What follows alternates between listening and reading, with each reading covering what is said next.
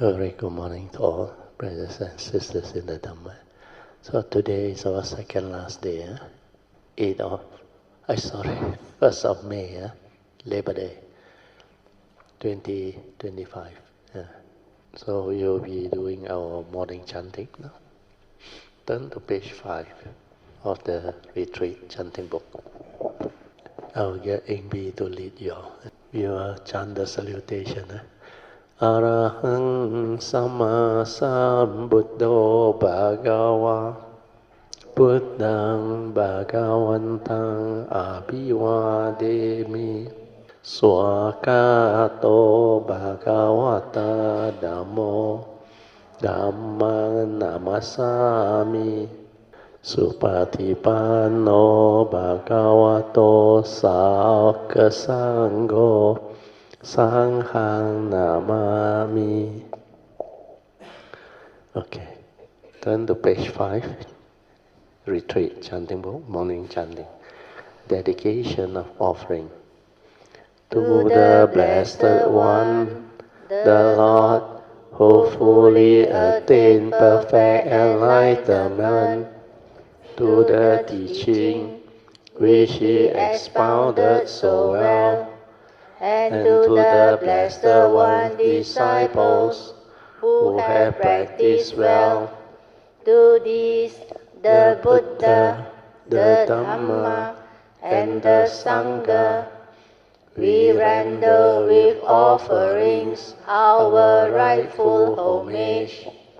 It is well for us that the Blessed One, having attained liberation, still had compassion for later generations. May these simple offerings be accepted for our long-lasting benefit and for the happiness it gives us. The Lord, the perfectly enlightened and Blessed One, I render homage to the Buddha, the Blessed One. The teaching so completely explained by him, I bow to the Dhamma. The Blessed One disciples who have practiced well, I bow to the Sangha. Now let us pay preliminary homage to the Buddha, homage to him, the Blessed One, the Worthy One, the fully enlightened One, homage to him, the Blessed One, the Worthy One, the fully enlightened One, homage to him, the Blessed One, the Worthy One, the fully enlightened One. Now let us chant in praise of the Buddha. The Tathagata is the pure one, the perfectly enlightened one. He is impeccable in conduct and understanding, the accomplished one, the knower of the worlds. He trains perfectly those who wish to be trained. He is teacher of gods and humans.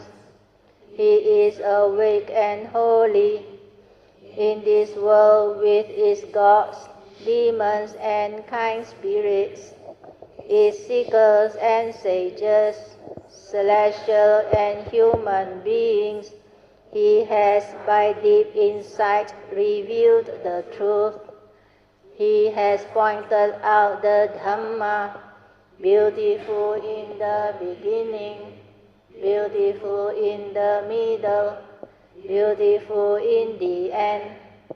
He has explained the spiritual life of complete purity in its actions and conventions.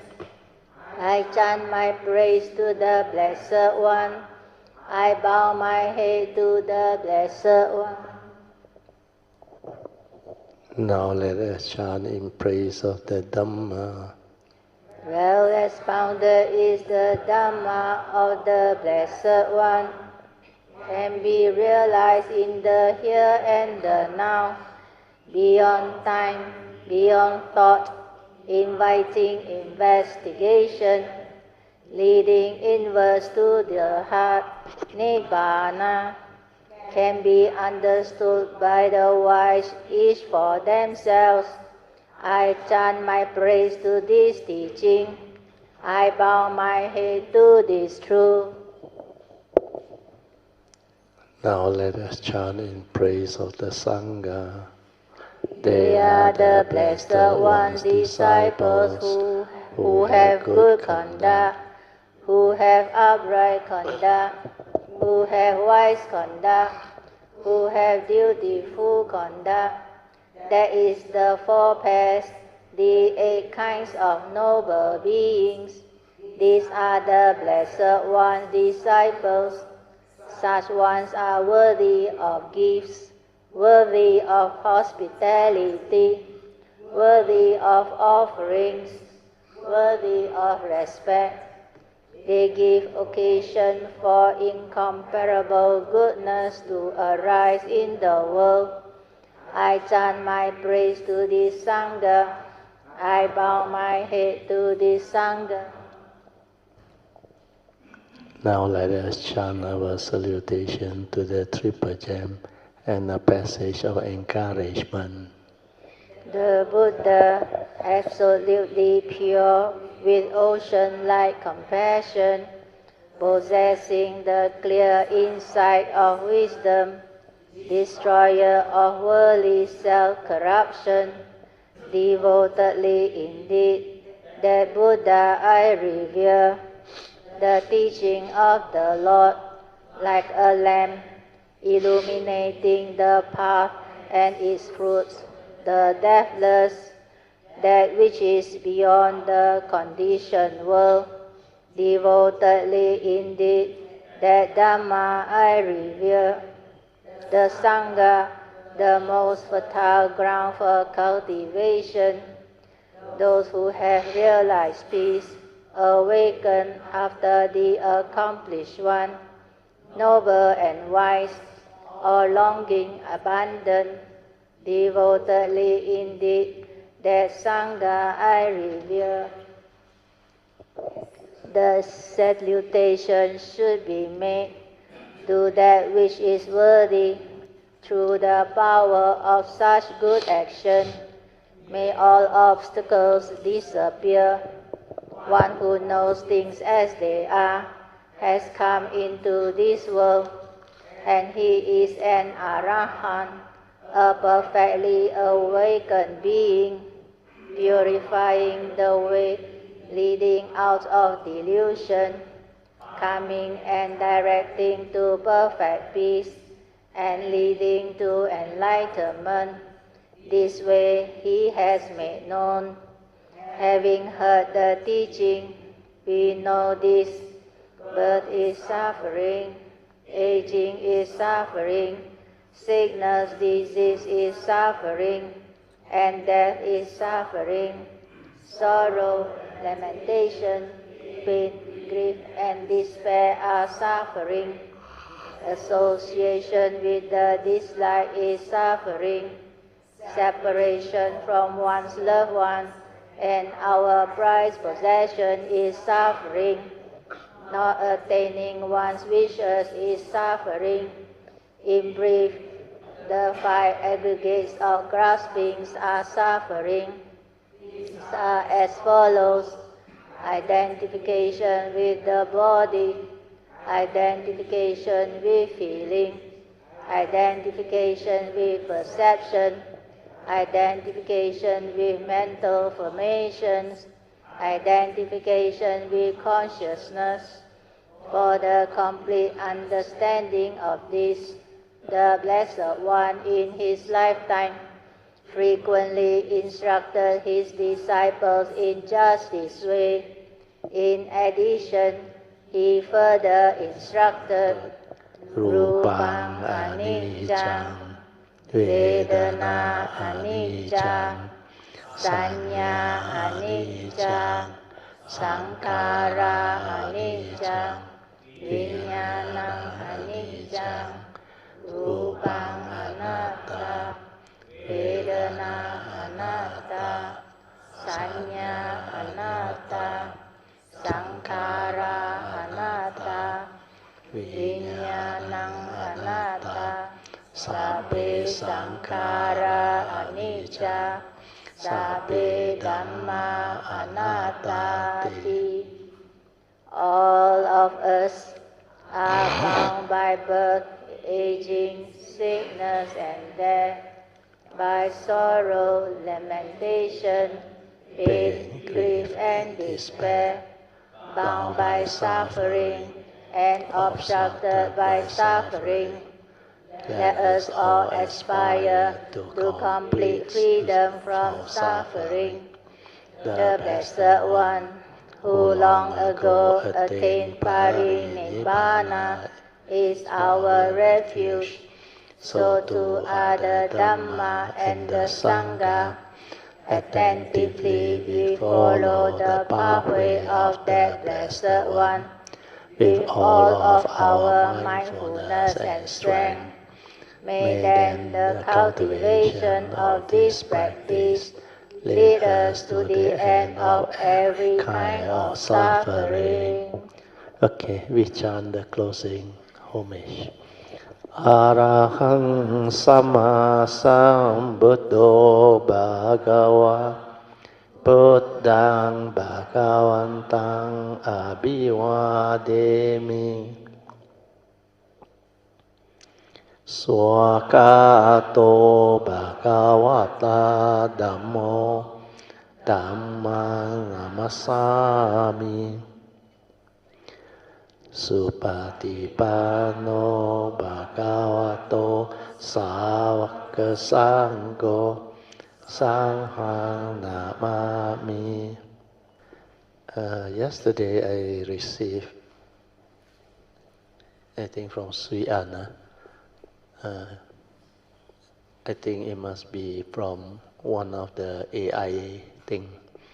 He downloaded my book that we shared yesterday, Importance of Having Mindfulness and Heedfulness to Cope with Life Problem and Suffering, a method of stress release via meditation. It seems that AI, like last time, they produce what they call the dialogue between two persons, and they summarize my talk. Actually, they did it quite well. So somehow, they must have a lot of information. So now I play for you to listen. Deep dive. Today we're taking a look at a really interesting source. It's a transcript from a Dharma talk. Yeah, given by Brother Teo Kim Kun back in June 2013, I believe, at the Subang Jaya Buddhist Association. That's the one. And it was later put into a booklet, which is great. We're going to explore how concepts like mindfulness and heedfulness and meditation too. Right, and meditation connect with, well, dealing with life's problems. Yeah. You know, finding some inner peace when things get tough. Exactly. Our mission, if you like, is to really unpack the practical takeaways from this talk. How can these ideas actually help you, the listener? What I find compelling is just how direct it is. It's a live talk addressing suffering head on, but offering real actionable approaches. It really is. Okay, so where should we start? Brother Taylor lays out some core concepts. Yeah, let's start there. Mindfulness, or sati, he describes it as that initial awareness, right, before your mind jumps in with all the judging and labeling. It's pure awareness, that moment before knowing, almost. And then there's heedfulness, who seems to build on mindfulness. It does. It's like a constant mindfulness plus actively working on the Noble Eightfold Path. That active cultivation is key. And he highlights something significant, the Buddha's very last instruction. Strive on with heedfulness. Yeah, that really puts it front and center, doesn't it? It's not just a technique, it's fundamental. Absolutely. It suggests this isn't just, a preliminary step. It's the engine driving the whole process towards well-being. Okay, so this ties directly into the bedrock of Buddhist teaching, the Four Noble Truths. Which are all centered around dukkha, or suffering. Right, the first truth is just acknowledging that reality. suffering exists. And it's not only the big things, birth, aging, sickness, death. No, it's also the more subtle stuff, like being apart from people you love or having to deal with people you dislike. We're just not getting what you want, that constant low-level dissatisfaction. And Brother Teo points to the root of it all, that delusion of clinging to the 5 aggregates, our body and mind, as some kind of permanent, solid me. That clinging to impermanent things as if they were permanent. Exactly. And he cleverly reframes these ancient ideas into very modern terms. Yeah, I like that part. He talks about health problems, money problems, career issues. Relationship difficulties, mental suffering, even legal troubles. It makes it immediately relevant, you know? This isn't some dusty old philosophy. It's about the struggles you might be facing right now. Totally. It connects. Yeah. So that's the first truth, the reality of suffering. Then the second noble truth. The cause. Where does it come from? And the answer is craving, taiha, which is rooted in, well, ignorance and delusion. We want things to be a certain way, we grasp onto things. And when reality doesn't line up with our desires, boom, suffering. It's that gap. Right. And an important point here, it's not desire itself that's necessarily the problem, it's the clinging to the outcome, the attachment. Ah, okay. It's a useful distinction. You can still have goals, but without that rigid, desperate need for a specific result. Precisely. Recognizing that pattern of craving and attachment in your own life, it's a huge first step. So we have suffering, and we have its cause. But then comes the third noble truth. The good news. Yeah, the hopeful part. The cessation of suffering, Nibbana, is actually possible. It's attainable. It's not just a pie-in-the-sky idea. It's about liberation through wisdom, through training the mind. And the fourth noble truth tells us how. The path. The Noble Eightfold Path. The practical instructions for living in a way that leads away from suffering. Which loops us right back to Brother Teo's emphasis on heedfulness. He really hammers this point home. He does. He says it's absolutely essential for cultivating that Eightfold Path and reaching liberation. He even brings in the Dhammapada. Right, those verses 21, 22, 23, they draw such a stark contrast. Heedfulness is the path to the deathless. And heedlessness is the path to the dead. It sounds dramatic. It does. But he clarifies that heedful never die bit. It's not about living forever physically. No, it's about understanding anate non-self. Seeing the true nature of things, beyond the illusion of a permanent self. That understanding is deathless. And for those who are ever mindful, constantly meditative, and steadfast. Enlightenment is the promise. It highlights the active, continuous nature of heedfulness. It's not passive. It's diligent effort, constant engagement. Exactly. It underlines the urgency almost. Don't be heedless. So how does this heedfulness connect to what most people think of as meditation? Like sitting on a cushion? That's a great question.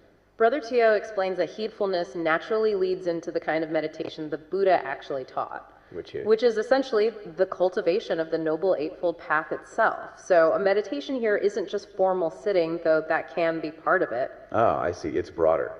It's about actively living those 8 principles, right understanding, right thought, right speech, and so on in your daily life. Yes. It's about taking these principles off the cushion, moving them from just intellectual ideas into your actual moment-to-moment experience, training yourself constantly. Okay, that makes sense. It's meditation in life, not just separate from life. Pretty much. So for you listening, whether you're, just dealing with everyday stress or facing really big challenges, or maybe just curious about finding more peace, this provides a really solid ancient framework. It's a way to get practical insights quickly, grounded in wisdom that stood the test of time. Okay, as we sort of move towards wrapping up, let's talk about the benefits. What does this kind of meditation, born from heedfulness, actually do for us, according to the talk? Brother Teo lists quite a few compelling ones. The first is probably inner peace. That sense of calm, even when things are chaotic. Exactly. Which he says can lead to piti, a kind of meditative joy, and sukha, which is more like mental bliss or well-being. And passaddhi. Tranquility, a deep calm settling over the mind. Nice. And that peace obviously supports general inner well-being, right? Yeah. A better mental and emotional state overall. Definitely. When you're not constantly churned up by worry, you just feel more balanced. Which leads to another benefit, clarity of mind. Yeah, being less tangled up in negative thought loops, seeing things a bit more clearly, more objectively. And from that clarity, wisdom can arise. That's the idea. Seeing things as they truly are. Understanding suffering, its cause, and the way out.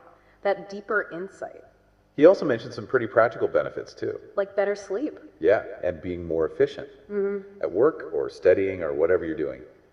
A calmer, more focused mind just works better. Makes sense. And I like this last one, becoming a blessing to all. Through our virtuous actions and thoughts, yeah. When we cultivate these qualities internally, it naturally spills over into how we interact with the world. Of course, getting there isn't always easy. He does mention the obstacles. The 5 mental hindrances. Always good to be aware of those. Sensual desire, ill will or anger, sleepiness and dullness. Restlessness and worry. And finally, skeptical doubt. Yeah, these are the common roadblocks, the static that interferes with developing that mindfulness and concentration. Recognizing them when they pop up is absolutely key to working with them. You can't overcome something if you don't even see it. Very true. Now, on the practical side, he talks about right thought, part of the Eightfold Path. Specifically, the Brahma Viharas, the divine abodes. Loving kindness, metta, compassion, kuru. Sympathetic joy, mudita being happy for others' happiness, and equanimity, upekkha. And he uses that story, the one about the husband and wife. Yeah, the relatable anecdote. It shows how applying metta, that loving kindness and understanding, even when you're annoyed, can completely change a dynamic. It brings it down to earth. It shows how these aren't just like high-minded ideals, but actual tools you can use in your relationships right now. Exactly. A simple shift in intention in the quality of your thought can make a huge difference. And finally, there's this emphasis on wisdom in accepting reality. Not reacting automatically with negativity. He uses that adoption example, right? Yeah. Facing a difficult situation, but instead of immediate upset, pausing, approaching it with clarity, grounded in the Eightfold Path to make a wiser choice. It highlights that we always have a choice in how we respond, even to really tough circumstances. We can't always control what happens to us. But we can control our response. Exactly. And that response is where heedfulness and the path come in. So wrapping it all up, this journey towards peace and freedom from suffering, it really seemed to start with heedfulness. That mindful awareness, moment by moment, coupled with that continuous effort along the path. It gives us a framework, not just for coping, but for actually transforming how we relate to ourselves or challenges, the whole world, really. Well said. It's a profound shift in perspective. So for you listening, as you think about all this, what part of heedfulness, or maybe one of the benefits of meditation we talked about, really strikes a chord with you right now? And maybe more importantly, what's one small practical thing you could do, maybe even today, to explore that a little bit more in your own life? Something to consider. Thanks for joining us for this deep dive. They summarize it quite well. I actually consider very well. But you need to have some form of understanding to summarize it. That's why some of these AI, they're not bad. But you must know how to prompt them. You want them to do what? Then they can do for you. That's why with this AI tool, a lot of good things can arise. Like I say, it's not technology to be blamed. It's the user of technology. You know how to use it, they can really help you. But something quite amazing is how they have this understanding of the basic Buddhist teaching. That one very important. Also from the very basic Buddhist teaching, which is what society is having now, they are learning all this theory knowledge, but not practical. Then this AI make it like what I share was so practical and so like relevant to life, and like it's not something that is impossible. Enlightenment in the here and now is possible. And how to resolve problem, life situation, issue, the realities of life. Actually, this is basically what the teaching is. Then he also picked up the part where I use modern terminology instead of traditional reality that is very dull for younger people and modern society people. You always talk birth, old age, sickness, and death, separation. They don't know what the hell you are talking about. But you tell them health problem, disease, dementia, that they can relate. Then death, the tragic disease, sickness, and nature's disaster, all the things. And then when you talk about separation, death of a loved one, separation due to relationship problem, then separation due to nature's disaster, economic disaster, or economic, what they call, crisis. So all this, the people can relate. Then you talk about career problem. Then when you are with people whom you don't like, you give all the example. People that can harass you, cause you problem. So all this bring out the teaching. Then when people listen, they pay attention. Then if they listen properly, it will help them and teach them how to resolve all this. Then he managed to catch the meaning of the Four Noble Truths, the essence of the Buddha's teaching, the reality of life and existence, the 8 conditions that can manifest suffering. Then there is a cause behind: craving, attachment, clinging, grasping, born of Sakkaya Ditthi. Basically behind is ignorance. Then after that, suffering need not be. Enlightenment in the here and now, cessation of suffering can be realized. Then the path that lead to it. And he see the beauty of how I apply the Noble Eightfold Path. That's why all this, when it come out into the YouTube and the video, especially Westerner, because these two, that dialogue appear like Westerner. The sound, the voice like Westerner. So they really look into it. And I think the Western people, they are very good at summarizing things. And bringing out the essence. Like he say, what are the things that you can get from this talk? I think I'm not wrong. Sui An just input the whole book. You input the whole book. Oh, okay. That one take a while. So I think they will be very interested. Yeah, the whole Hatsutana will go in. Let the AI come back. Well, last time he sent in the other one, also very good. I didn't send out to you all. That one was based on a YouTube video one. The 3 period of time one. Then transient nature of existence, the present moment, past, present, and future, all the same. Then they realized that I came out with this explanation which they all cannot find anywhere else. He said, I gave the example of reality of life and existence. So what is reality? Then they like it when I say, whatever happened, as real it can be, like I give the example, since birth until now, you cannot deny you have experienced or passed through those phases of life. Then I ask, is it real?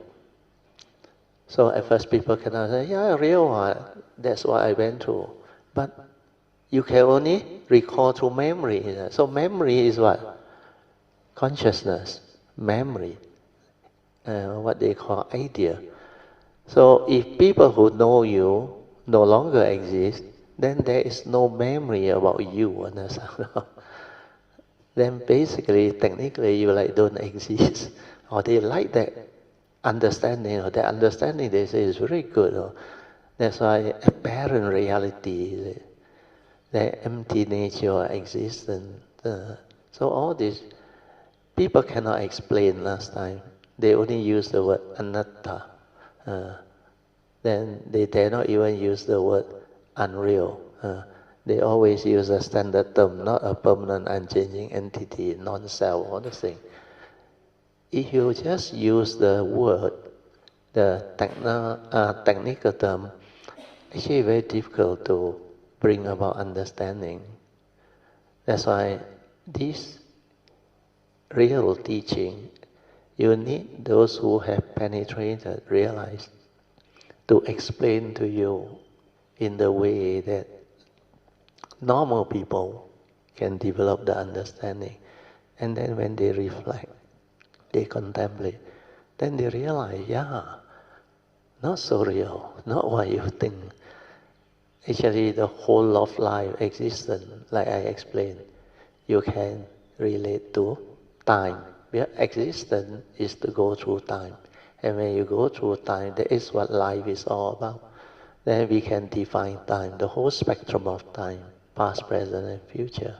Then of these three, which is a reality. Then when we zero down, I point out very clearly that past already gone, not a reality. Future yet to come, also not a reality. Then the only reality is the present moment. Moment to moment, life arises and passes by. What are you doing? If you are not mindful, you cannot live the moment, understand? But split second is gone. Split second is gone. It's so transient. And that is the only reality. So how real can life be? It's just moment to moment of conscious experience. And this conscious experience is not a being behind. It's just the thought process following the law of dependent origination. Based on your conditioning, your views, your ideology, your whatever belief system, tradition, even all the concept and word that thought coin out, like patriotism and all these things, then you can like compassion, human, what they call it, humanity science and all the things. All these are idea. But the real one is just a thought, moment to moment, arising and passing away. And all these ideas are just nothing more than a conscious moment. Consciousness is content within, following the karmic process, the conditioning. So all this, if you are not mindful and aware, you cannot see. But only the awareness nature within can observe, see, and understand. If you are in the thought process, you are being drawn and sucked into it. And to you, it's like very real. You like the cinema show, a white screen and all things. The first talk was the cinema show white screen. They find that very interesting, the analogy. As real it can be, with all the color, shape, and sound, the lighting, the interplay of what they call technical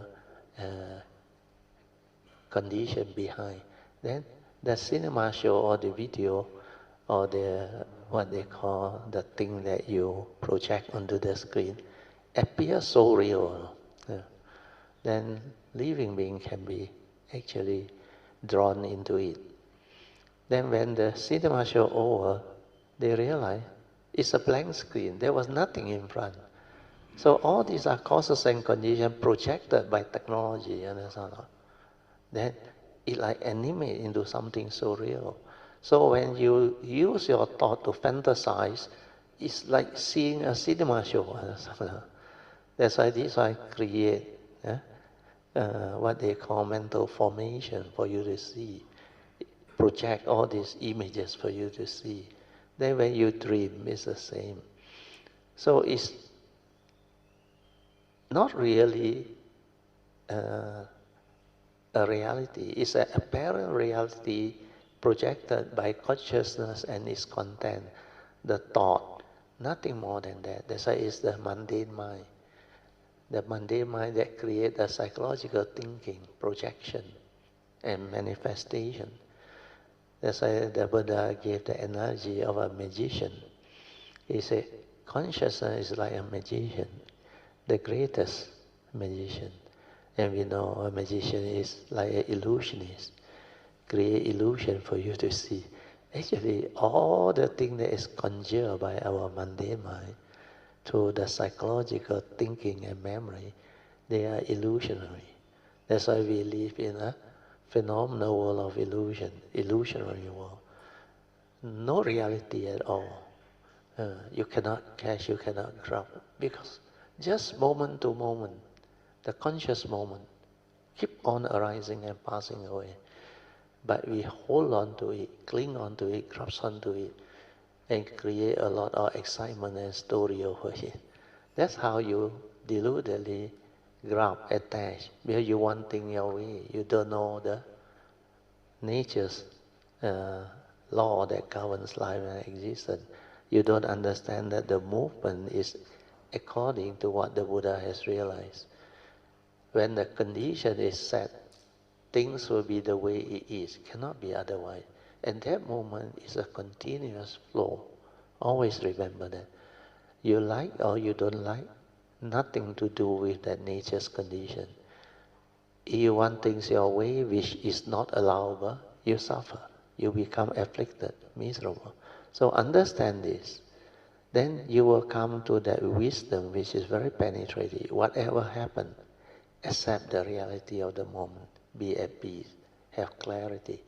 That's why that talk from that book, what they like is benefits of meditation. It leads to inner peace, inner well-being. You can experience piti, sukhang. Then you have clarity of mind. Then after that, your positive mind state, the inner peace, inner well-being, give you a very good and stable vibration, which is without the evil roots of greed, hatred, and delusion. Whereas the other one, the fear, the worry, anxiety, sorrow, lamentation, and the depressive mind state, these are the ones that have very negative energy and vibration.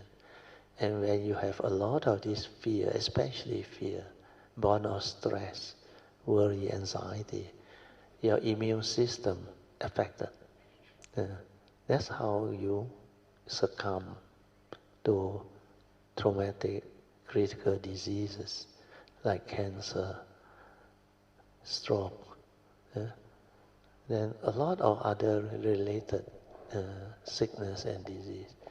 But when you have positive mind state, born of benefits of meditation, your vibration becomes very positive.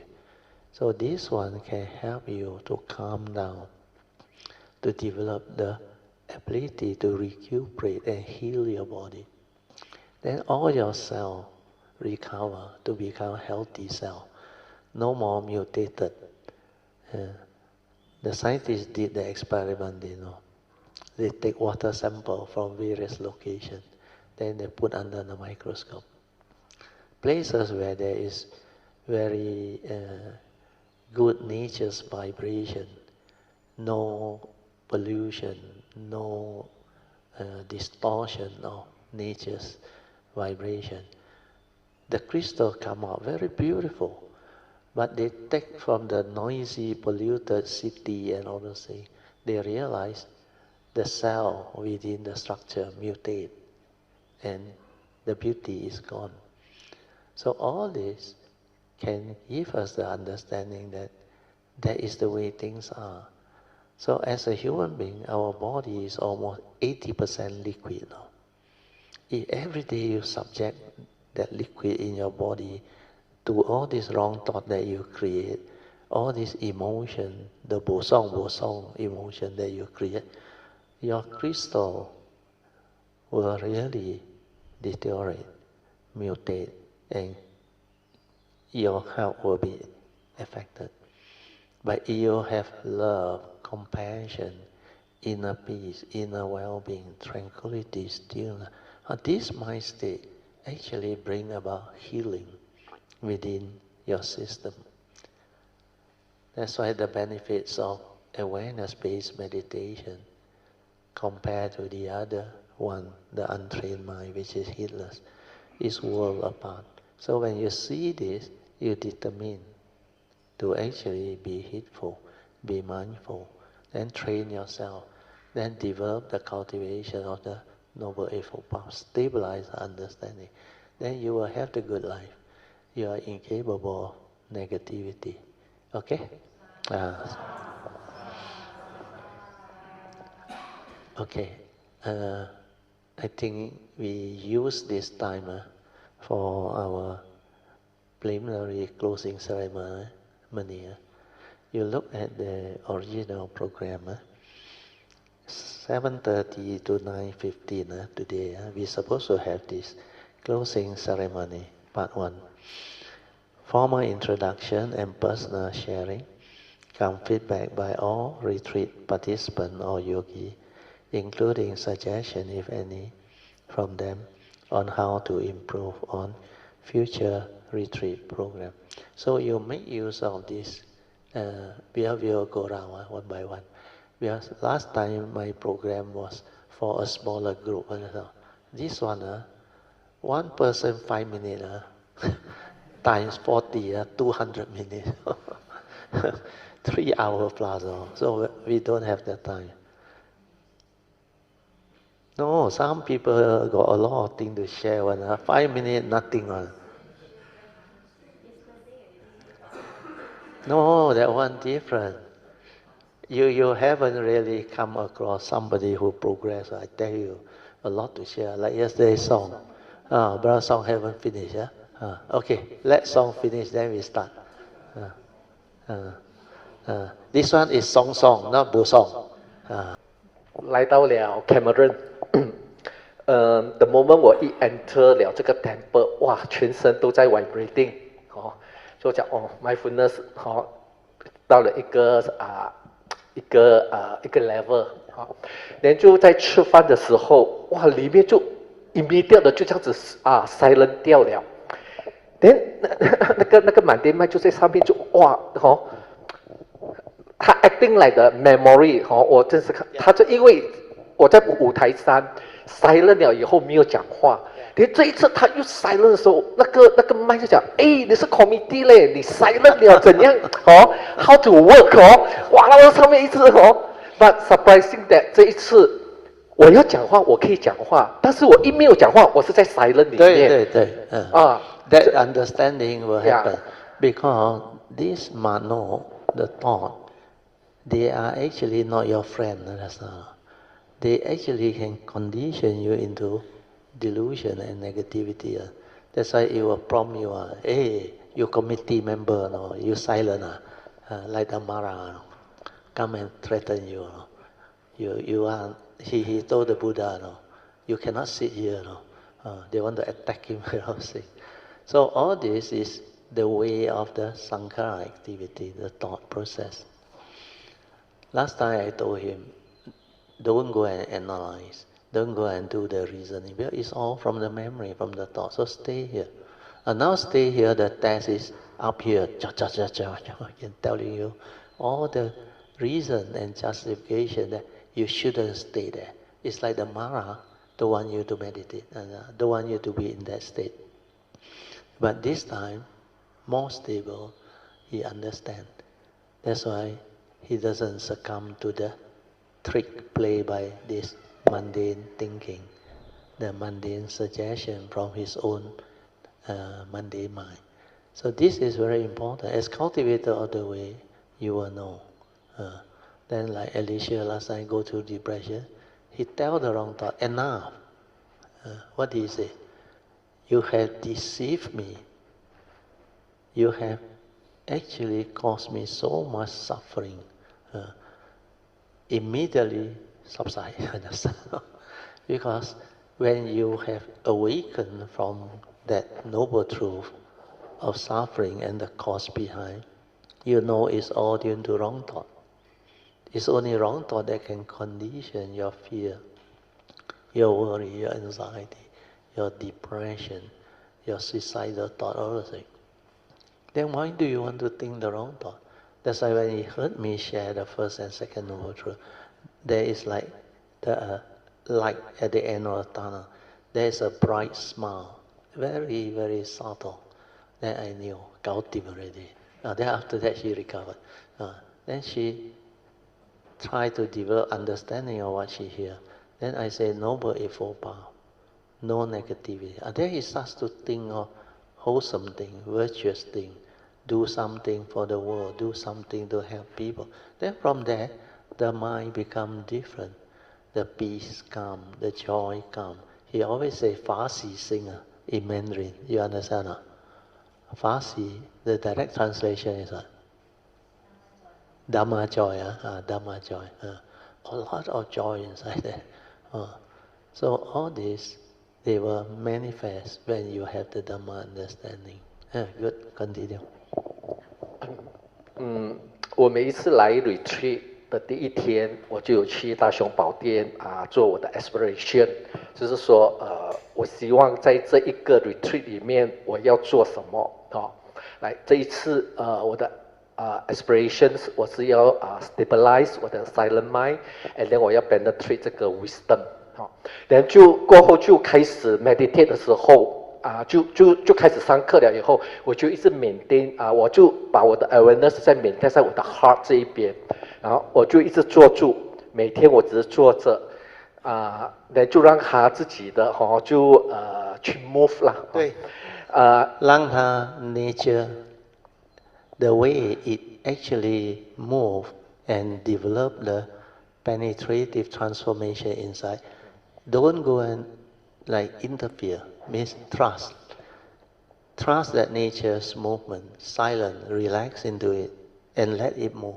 Then all the whatever understanding that it needs, the nature will absorb through the vibration. And when the vibration go in, the pure energy continue to open up. When I say open up, means not like open the door, no. Means activate all those nadis and chakra that's supposed to activate. Then it will transform your internal vibration. Where we all, every one of us, got a parasympathetic nerve, your nervous system. That one vibrate because there is life force inside there. Then if you know how to meditate, you know how to develop the tranquility and the stillness, it will bring about that very fine vibration. And the very fine vibration is very, very potent and very beautiful. It can assist you to understand many things, heal your whatever within your physical. It can help you recuperate. But as I said, body is still a body. You have this ability to have all this pure energy, pure vibration over a long period. Then the body, after that, if it can still succumb to sickness, disease, which is a natural process of the physical body, then you have to accept that reality. That's why nowadays, sometimes the cold weather, the chill, I still have mucus coming in, but it's not affecting me because to me it's nature's condition. I just accept it. That's why I need to sneeze, I will sneeze. No need to say, just let it out. Okay, continue. 我就一直 stay 在这一边，同时也去听 brother 的 Dhamma talk，就一直这样子。所以我就 experience 到就那天 brother 你讲的，就是你 stay 在这边只是 relax、aware 跟 enjoy，really 是really 是 enjoy， 你什么都不用做，就 relax 这样stay， 然后就 enjoy 就这样子，然后就in between， 我就每一天这样子的就 stay 在那一边，然后就有一天它就有一个，你就 aware 到你这边是很像一个 brightness 这样子，很像一个白板这样，然后有一个东西 arise 要去 cover 它，它慢慢的这样子起来，它要去 take over， 要去 cover 这个白色的这个然后我也不去理它，我 continue silent relax， 然后那个东西它就慢慢就 subside 了，就又退去，然后不久后它又再来，它又 arise， 它要去 cover up 那个东西，没有 words 的，然后它又退掉，few times， 我都没有去理它，我就 relax， 我就这样子的 continue， 就过后就没有再来了。就到了在第4天的时候，那个morning 我们10点多，brother 你是在讲那个哇那个魔送那些我就坐在那个椅子那边就 silent relax 就一直这样子在听。当吃饭的时候你就讲 lunch time 的时候，然后我 come out from 那个 meditation 的时候，哇，我这里整个你可以 feel 到你 understand 了，他这里整个就 understand 这样子，没有 words 的，但是你 feel 到就是你整个 understand from your nature, the understanding arise. 那个马爹妈也在上面，他很像在2楼看楼下讲，what you understand, what you understand 他要 create memory. memory. Because you know why? When he listen from here, actually the wisdom go in. But that vibration, the wisdom energy actually go in. That's why after he come out of the meditation, you like, how come now differently? Now everything becomes so clear. Like I told you, I went into the oneness. Before that, I have a glimpse. Then I went into the oneness. Then when I came out of it, I understood everything. Then on the way down, when I go home from the bus, I saw the sense data all coming. I haven't fully come out now that time. That time I still silent now. Like you don't want to talk. Whoever greet you, even the monk, he looked at me, he smiled, he tried to talk to me. I just put up my hand. I also read it a smile. Then he talked to Pali, wave, Pali. He said, you look at Brother Teo, he is so different, is it? Completely still, tranquil. Like, completely without thought. And your facial expression is so serene, so tranquil, so still. And people who can see, they know this person has transformed. That's why after that you become very different. So this one is the beginning. Then I have to explain the dark thing, try to cover. All these are like the test, understand? If it come and test, your Monday mind will tell you, ayo, my this luminous light, brighter. If he go and cover, God no. Understand? Then you want to do something, you finish it. The moment you want to do something, the mundane activity start already. Then that thing really cover. Wow, then you like busong. But what he did is continue with the trust, just let it be.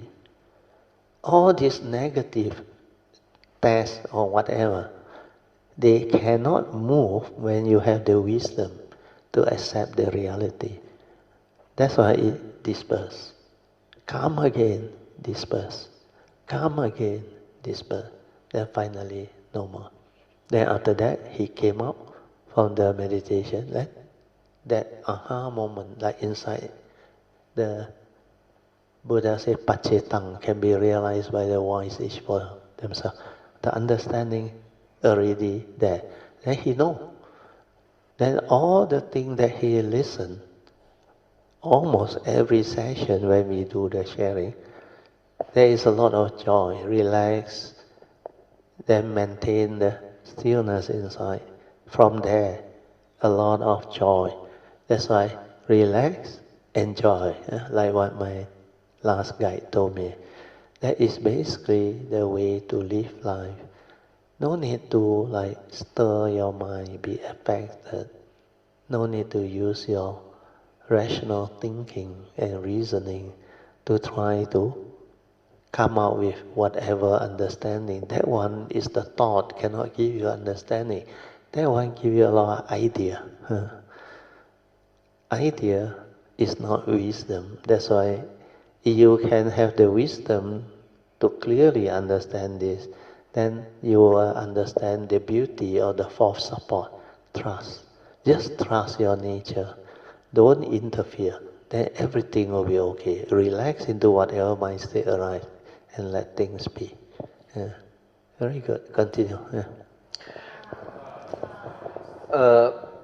那个时候你 feel 到里面就是 understand， 但是你不 understand 什么但是你就是知道哇 understanding， 所以在吃饭的时候就很多那个比例，很多的 joys then 我就又在 continue 的就 silent the next day 初一那一天的下午4点，我就坐在后面那个椅子，我 continue 这样 silent， 很 subtle 很 fine 的的 vibration 这样子慢慢的来就它没有 words 的，它就这样慢慢很慢很 subtle 很细，你要 fully 的 aware 它就来到了你的这个 form and mind。诶，我的 form and mind 就知道是什么东西，但是没有 words， 但你知道 acceptance，哇，它因为它很 fine 很细。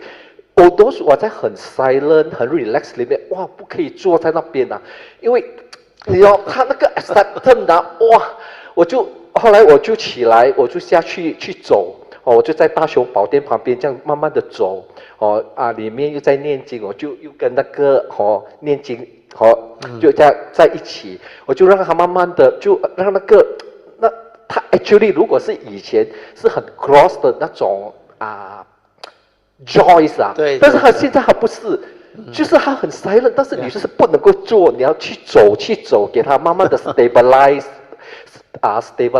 当我一 stabilize 了以后，那个 understanding 就真正的出来，是说，当你有了 acceptance 了以后 ，everything 就 OK 了。When you go for a relaxed walk, your mind settle down. Understand? Although that joy, that pity, the very fine vibration, you can actually continue to sit down there and relax and maintain. But it's better go for a walk.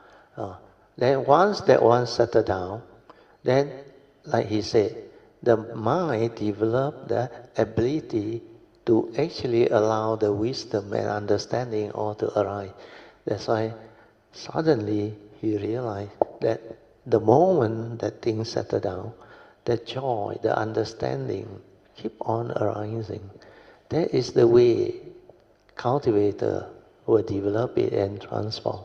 And throughout this awareness-based meditation, as you develop the progress, a lot of things will happen along the way.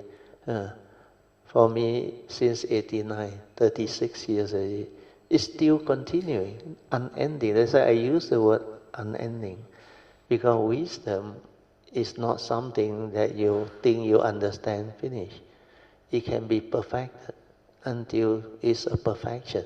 But more important is when we come to the existential world, the understanding that we develop in the existential world is the conditioned Dhamma's understanding. Understand? No? As far as the unconditioned, you can actually penetrate and finish off. You know already. The unconditioned words, Dhamma is like that, finish. But that one, the conditioned world don't happen. That's why in the Heart Sutta say, when in true emptiness, all these things that the conditioned world experience don't have. But when it talk about learning, understanding life, at that type of wisdom within the conditioned world is unending. Because civilization keep on evolving. And different era, different civilization. So there are a lot of things in life and existence that you can experience, that you can develop the understanding. That's why I use the word understanding is unending. You cannot say you have understand the whole thing. That one, the unconditioned Dhamma, yes. But the conditioned Dhamma, unending one. Because the whole universe is so immense or keep on evolving. And you have to go through all this. That's why the Bodhisattva way takes so long. There is a reason. You have to actually go through this training, the extensive, what we call, process of cultivation. Every segment you come, you cultivate every segment. Then you keep on taking birth in different plane of existence. And coming back even to our human rhyme. There are eras where the evolution is very different. Like if you come back to the earth, we have recorded history of 5,000 plus years. If you had come back, the first 5,000 years, still very primitive. Only the recent century, or I should say the last 4 or 5 decades, we progress very fast. Then you see existence, the human consciousness evolved until so sophisticated, so different. So this era you will learn different things. You will experience different things. Then through your cultivation, when you have the stability or understanding of it, then you know all these are wonderful existence that we can experience. That's why I say, the age that I was born until now, and maybe another decade, is the golden era, where every decade I see a lot of beautiful existential evolution movement.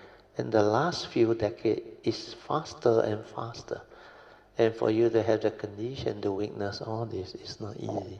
That's why you must know how to come. Choose to come at the era where you can learn a lot of things. Okay? Very good. Continue.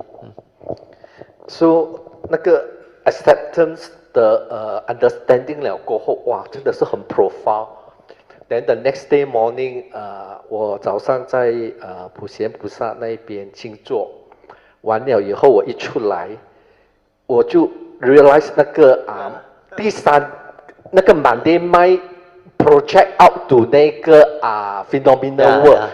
它里面就 understand 从那个第三个的这样子 project 出去，然后我就整个就明白，哦，这整个的 world 是我们里面 project 出去的，等那个等下我讲，哇，一 project 出去，Dhamma 我是就上来了，等最后那个一切唯心造，哇，the understanding 就 arise 了。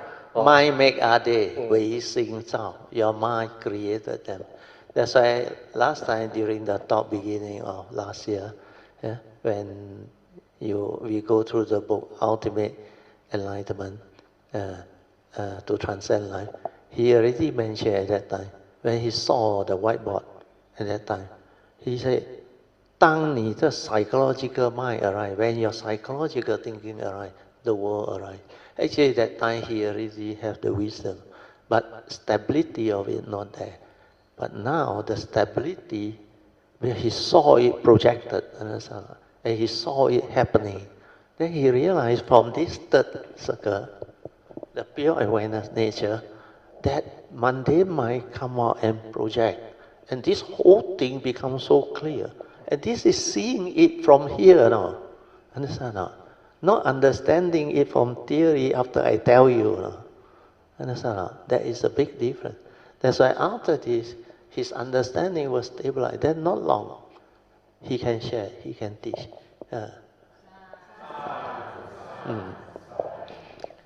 That's why the teaching, the real one, is not what you think. You have not developed the stability or inner awareness.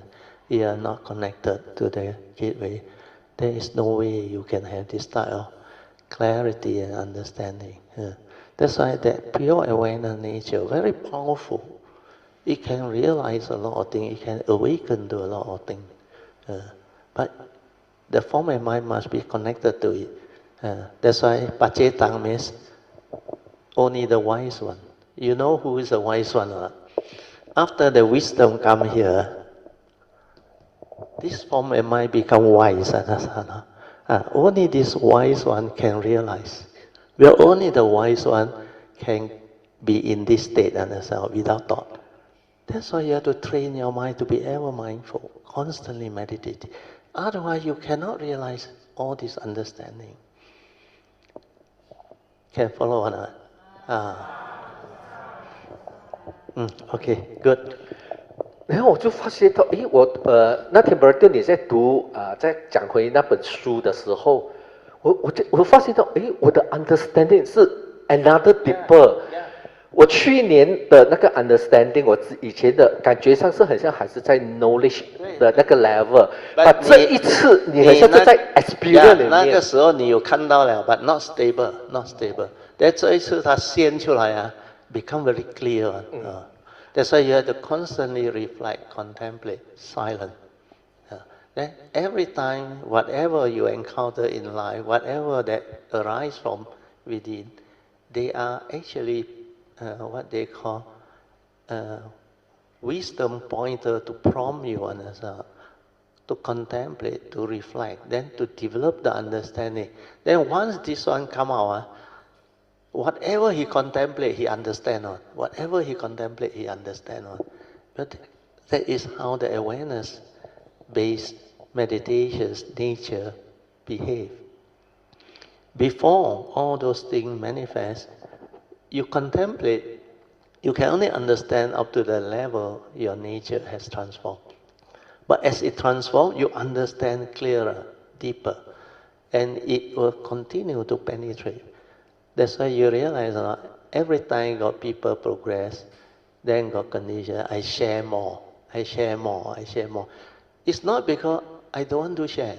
Like the Buddha said, the handful of leaf is enough for you, understand? That's why the Heart Sutta came out first. Then after that, like the Buddha told the monk, what I have understood is like the leaf in the forest, no. That's why I say it's a lot. And all those things you cannot share and teach until living beings have the understanding of causes and conditions to receive all this. That's why you cannot rush on. Okay? Hopefully you understand. In fact, last time, I think Ingbi there will remember, I think many years back, I said there are so much things that my nature have understood, but I cannot share, with no condition. Then later on you realize every retreat different, every retreat different, every sharing different. Like this retreat, again different. Like Ingbi that day walk in and smile and say, well, till this year, a lot more went in. That's why Dhamma, the understanding, when it arises, is unending, is because for those who have gone through the cultivation, the understanding you can never imagine on. That's why whatever you are, even a Jewish question or whatever question, that nature can answer you very clearly. These are the things that nature has actually awakened to inside. It understand it clearly. But to teach, I have to draw the four circles. I have to slowly start to explain. I have to use words. No?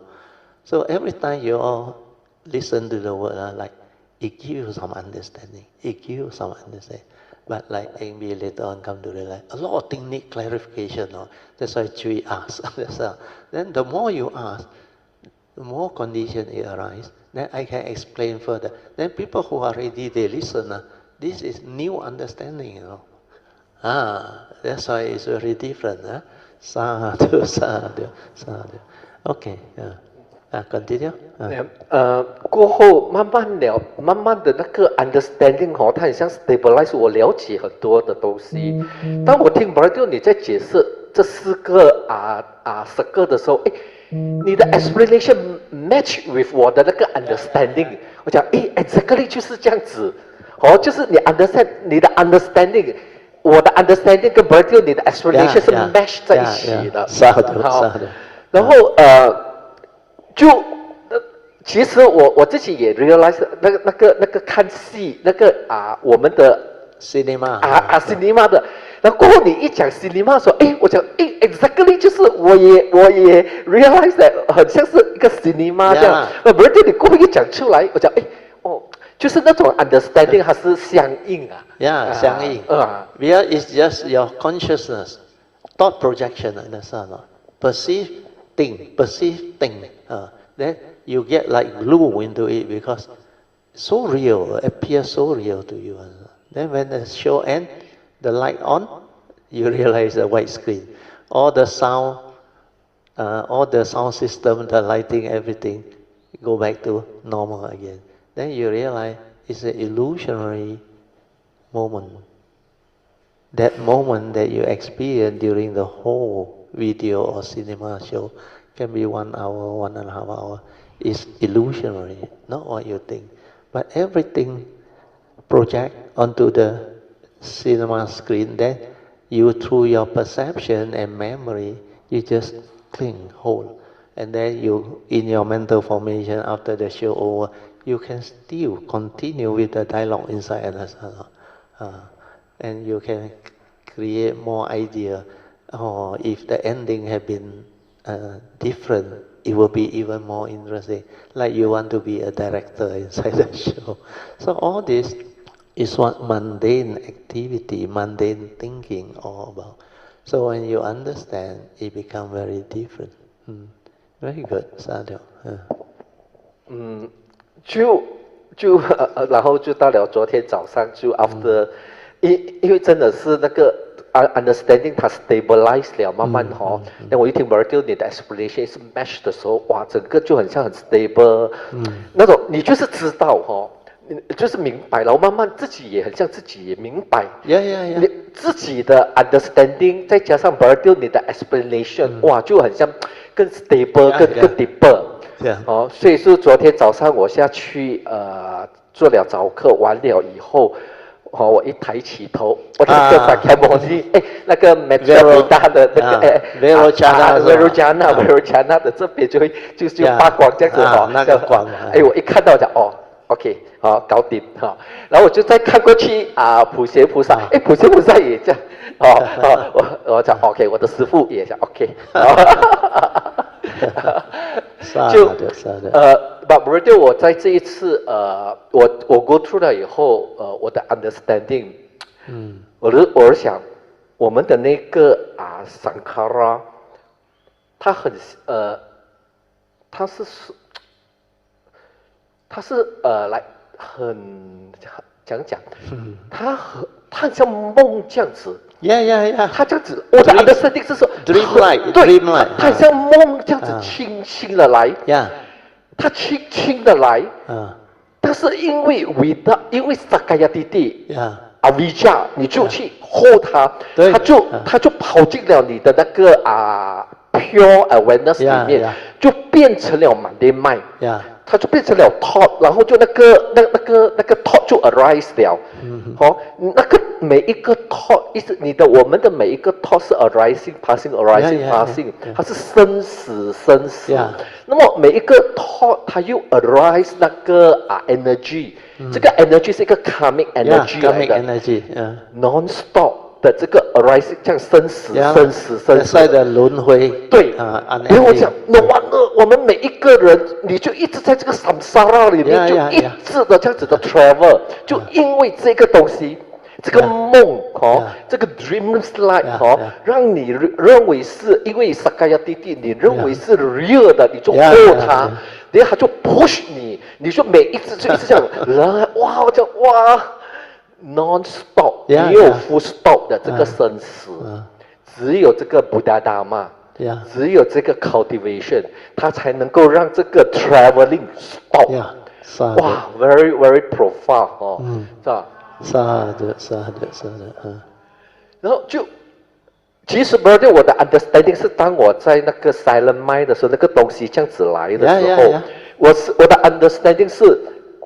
你的那个本来你是在你的pure awareness， 你的 pure awareness 是 always there 的，你在 relax 的时候你 aware relax 它就是在那一边，但是 out of the 你的 Sakaya Didi，其实那个东西 arise， 我的 understanding 是你的那个 sense data 来，它要来 take over， 但是它一直这样子 arise， 它的那个 arise 是 due to the habitual tendency， 因为你的 habitual tendency， 那个 sense data 一来，然后你的 avijja 你就去 clean 它，the moment 一 clean， 那个 sense data 就 cover up 你的这个 pure nature， 你的 pure nature， 然后就变成了consciousness， lost in thought， 对，by aggregate of form and mind 就 arise 了，但它就 immediately 它 from 你的 heart 这一边，它就上来你的这一边，你的 brain 这一边。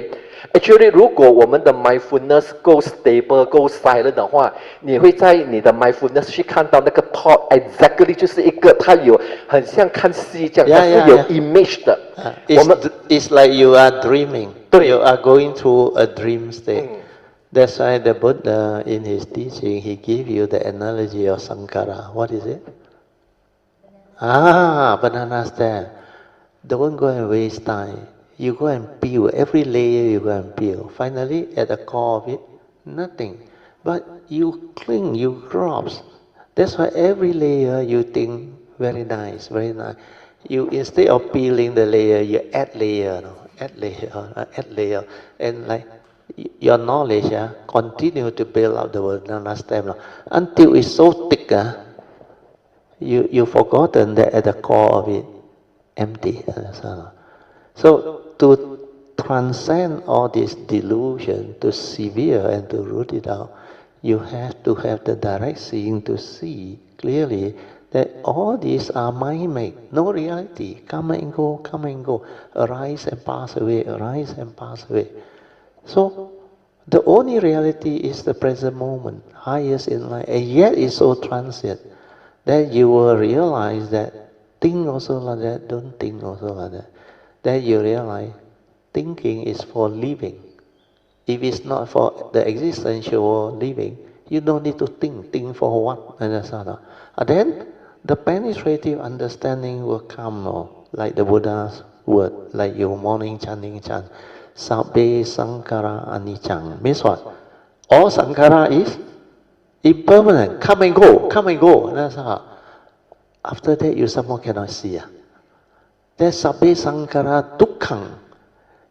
If like song saw, you go out and lash onto it, give meaning, cling, grasp, and continue to create the story, then it brings about suffering. And that's how. That's why all Sankara, no amount of analysis, thinking, and reasoning can give you the wisdom. The more you think, the more you create Sankara, it will bring about suffering. Because your wisdom has not penetrated until you can accept everything. Understand? The acceptance that he realized is very powerful, very important.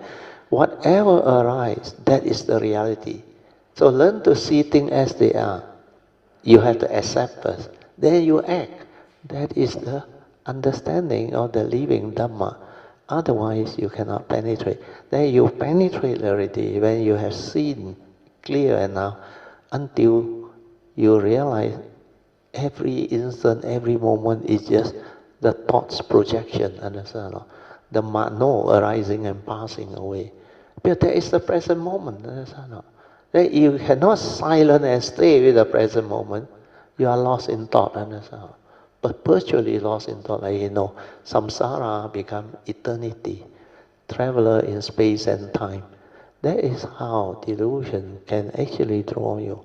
And actually it's like a dream state. It's just conscious, like the images on the other side. Like the cinema show, you think very real. All these are mind-made.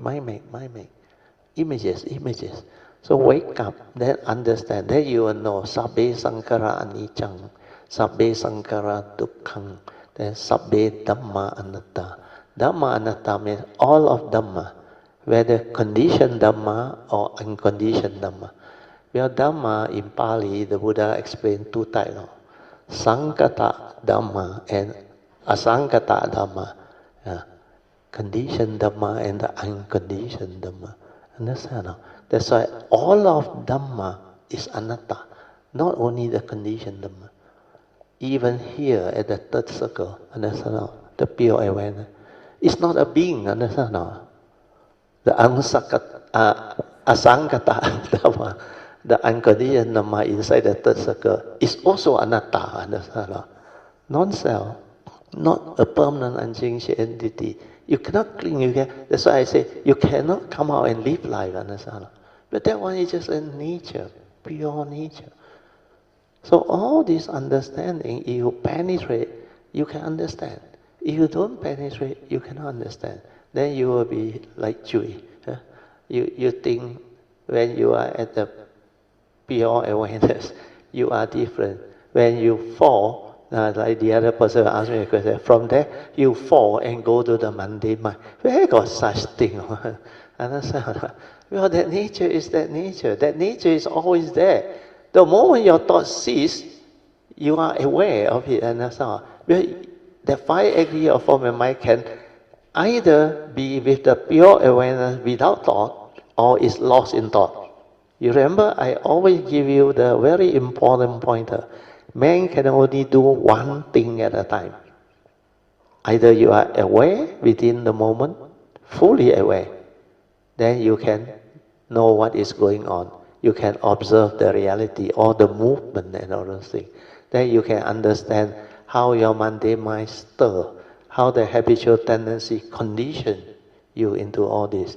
Then how your views, opinion, conditioning phobia, memory, insecurity, play trick on you. Because these are all mind state that has the evil roots of greed, hatred, and delusion. So that one, when it is fully aware, it is with the moment to understand life, to actually witness the reality, that everything is very pristine, very wonderful. But if you are not there, means not with the pure awareness, where are you?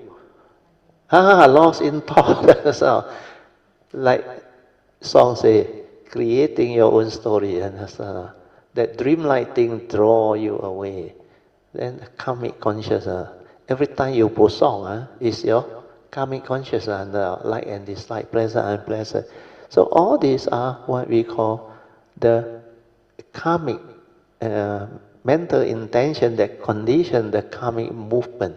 That's how you become what you are. You are born of your karma, heir to your karma, conditioned and supported by your karma. And you are what you are because of your karma. So all this, the cultivator of the way will see very clearly. Whenever you are not here, you are lost in thought. Without wisdom, this fellow, what will happen to you? Without wisdom, you become heedless. And when you become heedless, you go Holland already. You're no longer in existence. In the sense that you really live life. Means you have debated. Gone until Holland, don't know how to come back. So all this is what the teaching is all about, and it's capable of being understood if you do the awareness-based meditation. Very good. 还有啊，Alicia 跑去念经了，是吗？没有，他们一直讲叫我讲多一点。Actually 很多东西可以讲。OK，我看我要 end， 我要给给 others 可以给他 a chance。但是 brother 最后我想 share 给Kalyanamittas 我自己的这个 understanding， 我 summarize from 我的 understanding， 我去 summarize， 我以很 simple 的wording 给大家清楚知道这条道路。我们在外面。你去所有的道场，你去所有的这些 teaching， 他是跟你讲 Buddha 的 wording， 然后跟你讲你要 cultivate， 你要这个，但是他没有那个 way， 他没有那个 path， 他没有那个 direction， 你要 cultivate 什么，你要怎样做，那你每天只是这样子的silent， 人家是不讲 silent 的他们很多都是 thought based。其实阿恰在泰国，他有跟我讲，他说你做 top， 他讲他没有讲 top base， 他讲当你 cultivate 到某一个很多年了以后，你的 inside 你会 build out 一个光，有一些人是很像 crystal light， 有一些是 LED light， 有一些很像是那个 jet 这样子。他说，你就一直去 build up 它，然后他就讲。很奇怪的，怎么你没有？他就讲怎么你没有？因为他知道我在我的那个 tradition 是很 senior 的，他说应该会有了的，但是他讲怎么你会没有？因为我们是在 relax 里面，在 aware 里面，我们没有去 build up 那个 energy。对。所以你在 concentration 里面 without the knowing， 你去 build up 那个 jhana， 那个 energy build up， 它就变成一个 light 在你的 body 里面。连那个 Mara 在上面，他就看，你这个人有功夫，我就来找你。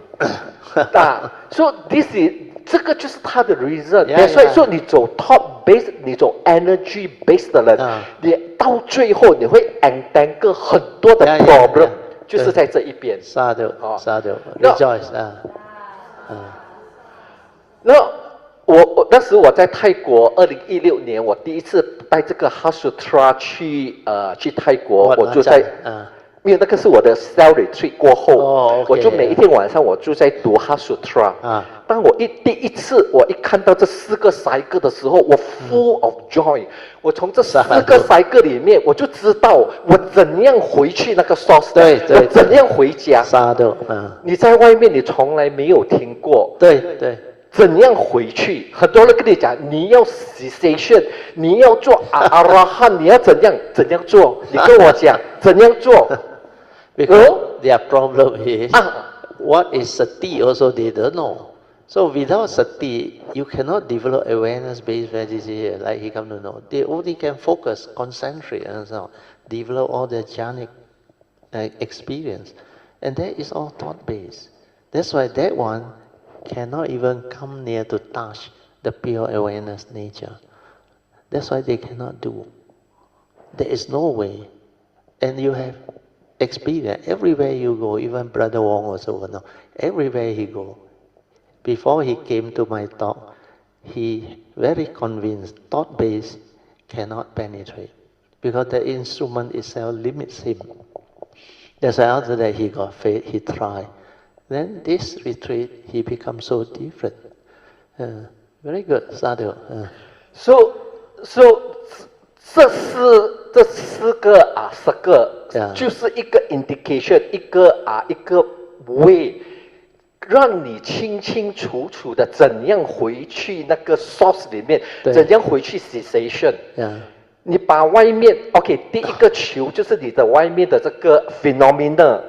你把第一粒球，你把它收回来到这边的第3粒球，你的 thought， 你的 form and mind 这一边去 cultivate 了以后，下来第2粒球 pure awareness 了以后，当你的 understanding stable 了以后，它会 everything cease 了以后，你就进入第1粒球，你就回去了。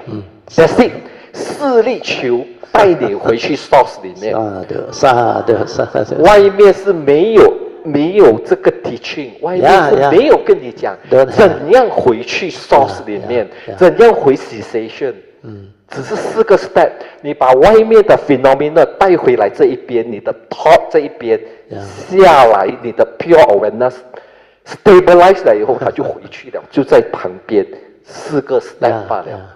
But in order to 做到这一个。有2个 essential 的cultivation 我们要去做的。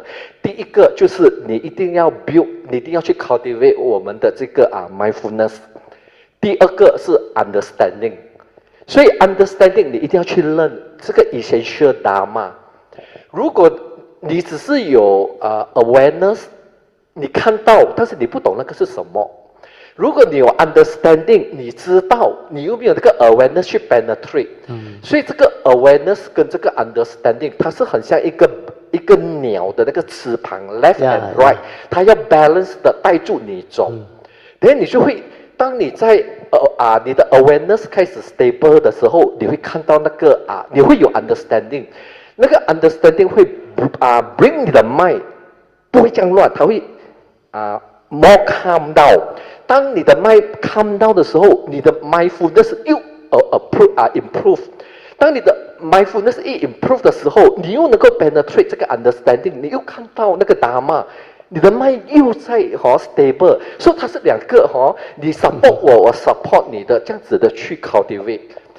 那个 mindfulness cultivate 是来 stabilize 你的 true mind， 那个essential Dhamma understanding 呢是 bring 那个 wisdom 让你去了解这个东西，这个东西非常非常的去很难的去 penetrate。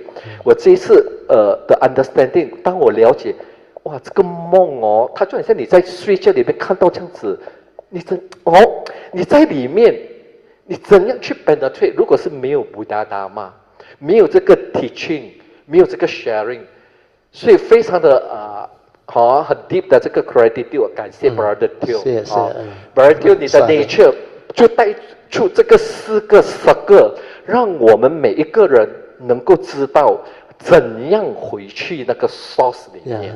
This is a very important。如果你不知道的话，你去 cultivate， 你 waste whole life， 你不知道你在做什么，因为你不知道你要做什么，你没有一个 direction。但是 because of 这个4个 circle， 你有一个 direction， 你知道怎样回去，那么你就跟住Baratil 的 sharing 这些teaching。Step by step 的去 cultivate， 你会慢慢的进去的。我以前我也是什么都不会以前我2008年我第一次来 Baratil 的 class 的时候，我来1个月 ，Baratil 在 share 那个Satipatthana， 他跟我学的 tradition， 哇，很大的 conflict 我不能够接受，然后我就 lost 了5年，我离开了 Baratil 5年。所以我2013年我又再回来。当我回来的时候，我1整年，以前我们是讲很 basic 的那种 essential Dhamma， Baratil 就是 repeat 那种 essential Dhamma， 我听了1整年，然后我就跟我讲，2014年我还要来吗？Baratil 就每天就是哎呀发 aggregate 啦，这个 form 啦，这个 mind 啦，就是那种 essential Dhamma 啦，每天一直哇那然后我2014年我讲，我还要再来吗？然后我跟我自己讲。Baratil 每次一直 emphasize 在这个 teaching 里面，他有叫我们要去 cultivate 这个 part， 我没有做，我没有做。我讲 why not？ 我去 try。我讲因为你只是知道，但是你没有去做，你没有去 cultivate。然后后来我就 put in effort， 我去做。我去做什么呢？我是做我每一天做religious routine，就早上起来 pay respect 念那个就是我们的那些puja， and then 我有空我就 meditate， 但是我就 determine 我每一个拜六我会洗衣，我以前洗衣是自己用手洗的。然后我就 determine 我每一个礼拜的拜六我洗衣的20 minutes within the 20 minutes， 我用这个洗衣的这整个的 process 来 anchor 我的 mind， 来 train 我的 mind in 来 study。我就每个拜六我就 determine 的所以我每次一洗衣的时候，我就一直去 anchor 它跑掉 anchor 跑掉 anchor，你要去 train 的，要去 train 的。Finally 你会come。他一 touch 到那个mindfulness， 你懂的，你会知道的。The form my mind will know。So but 那个是一个 moment 罢了，让你知道什么是 mindfulness。Then 你就要回去 daily 里面，在 daily 里面去 stabilize， 你就要在你的行住坐卧，你的走 all action， 你要 extend 出去 all activity aware。aware 不容易，真的是不容易。但是这整个的 cultivation， 它最后最重要的，你一定要有这个 5 spiritual faculty。这个5 spiritual faculty 是它的一个 pillar， 它来 support 你。在这个5 spiritual faculty 的第一个 factor 就是 faith， 一定要有 faith， 要对你所需，你一定要有怎样有 faith 呢？你一定要知道你在 cultivate 什么。如果你连这4个 circle， 连这个回家的这个道路你都不知道，这样你在 cultivate 什么呢？你懂吗？你是没有 direction 的，所以你一定要有 understanding 了，你有 faith 说这个是我要走的，然后你就 put in the effort， 你就跟住那个 cultivation 的step by step 的去 cultivate。第二个，你一定要对这个 Buddha， 对这个 Dhamma 要有很 strong 的 faith。然后第三个，一定要对 Baratil 的 nature 要很 strong 的 faith， 因为 Baratil 的 nature 的 sharing， 它在 guide 你要有这个 faith。然后当你有很 strong 的这个 faith 的时候，它会变成一个 spiritual zeal Virya， 它会在你的这一边，它会推你的，它会 move 你的。当它一 move 你的时候，你就进入了 sati。其实 sati 不需要做什么的，你只要有 faith。它就会 move 你进去，所以这些 understanding 我们一定要去了解，还有这些 essential 的 Dhamma。所以我希望我今天的这个 simple 的这个conclusions 能够给大家一个很 clear 的这个 picture。你在 cultivate 这个 Buddha Dhamma， 你在做什么？我们一定要了解我们在做什么，因为我们要了生死，我们要了生死，怎样了生死呢？所以这4个 circle 就让我们 understand， 带我们怎样的去 go beyond， Kate kate parakate Sadhu, parasamkate sadhu. bohi swaha Swaha， 的意思是什么？就是roll 什么呢 ？roll from 这个roll from avijja cross to the vijja, roll from the heedless cross to the heedful, roll from the condition go to the unconditioned。所以你以后一直 roll， 所以这些全部都是一个cultivation 来的，一种 understanding 来的，一种 effort 来的。So 我的 sharing 就今天就到这里。谢谢 ，Let us rejoice. Sadhu, sadhu, sadhu. Very good. Then to help you understand more, when he understand the four circles, so he make diligence, develop the spiritual faculty, and develop the sati. Then after that, when the daily mindfulness stabilize, he can see how this pure awareness nature create the mundane thingy. They rub off the what? The mano.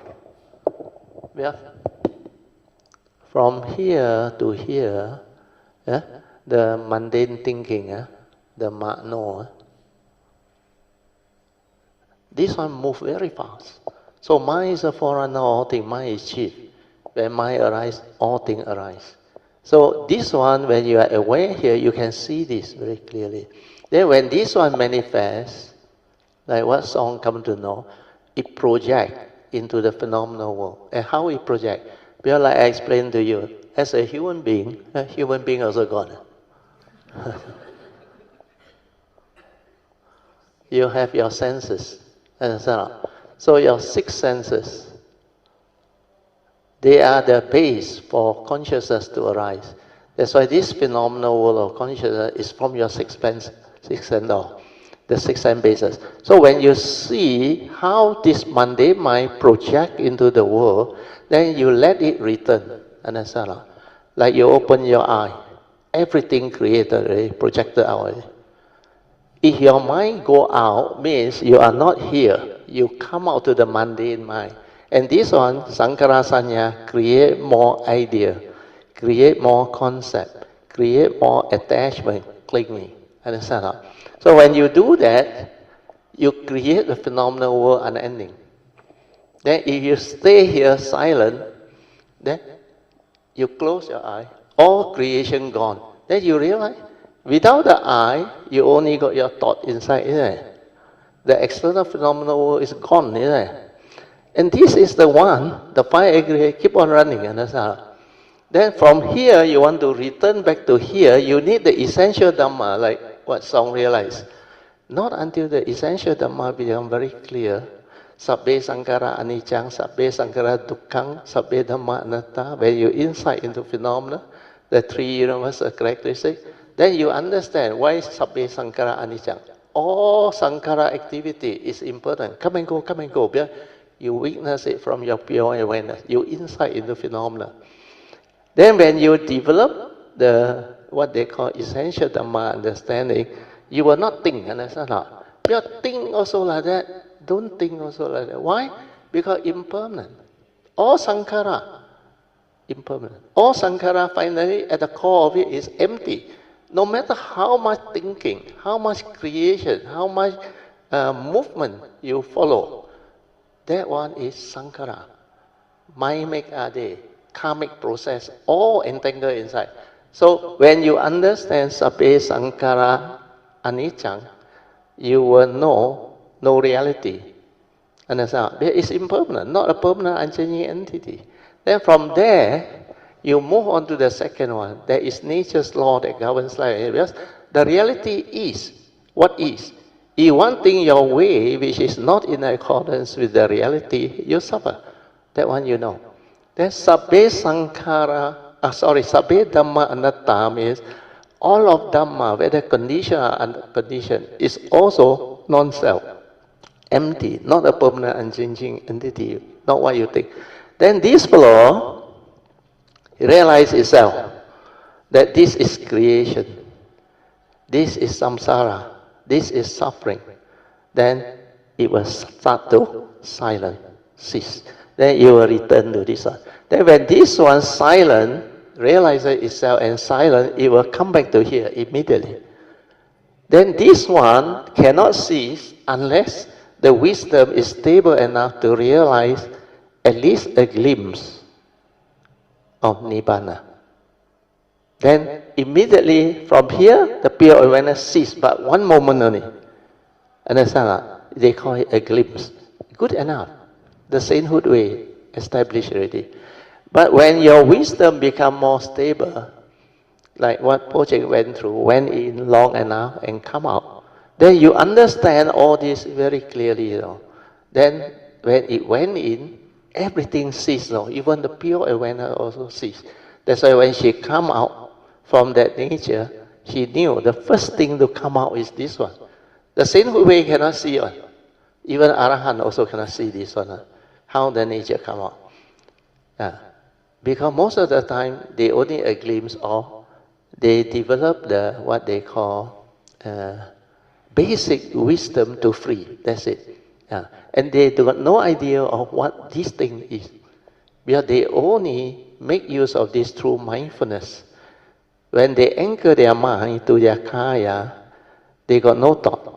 No thought in the midst of life means they are actually here, but they have not stabilized the awareness nature.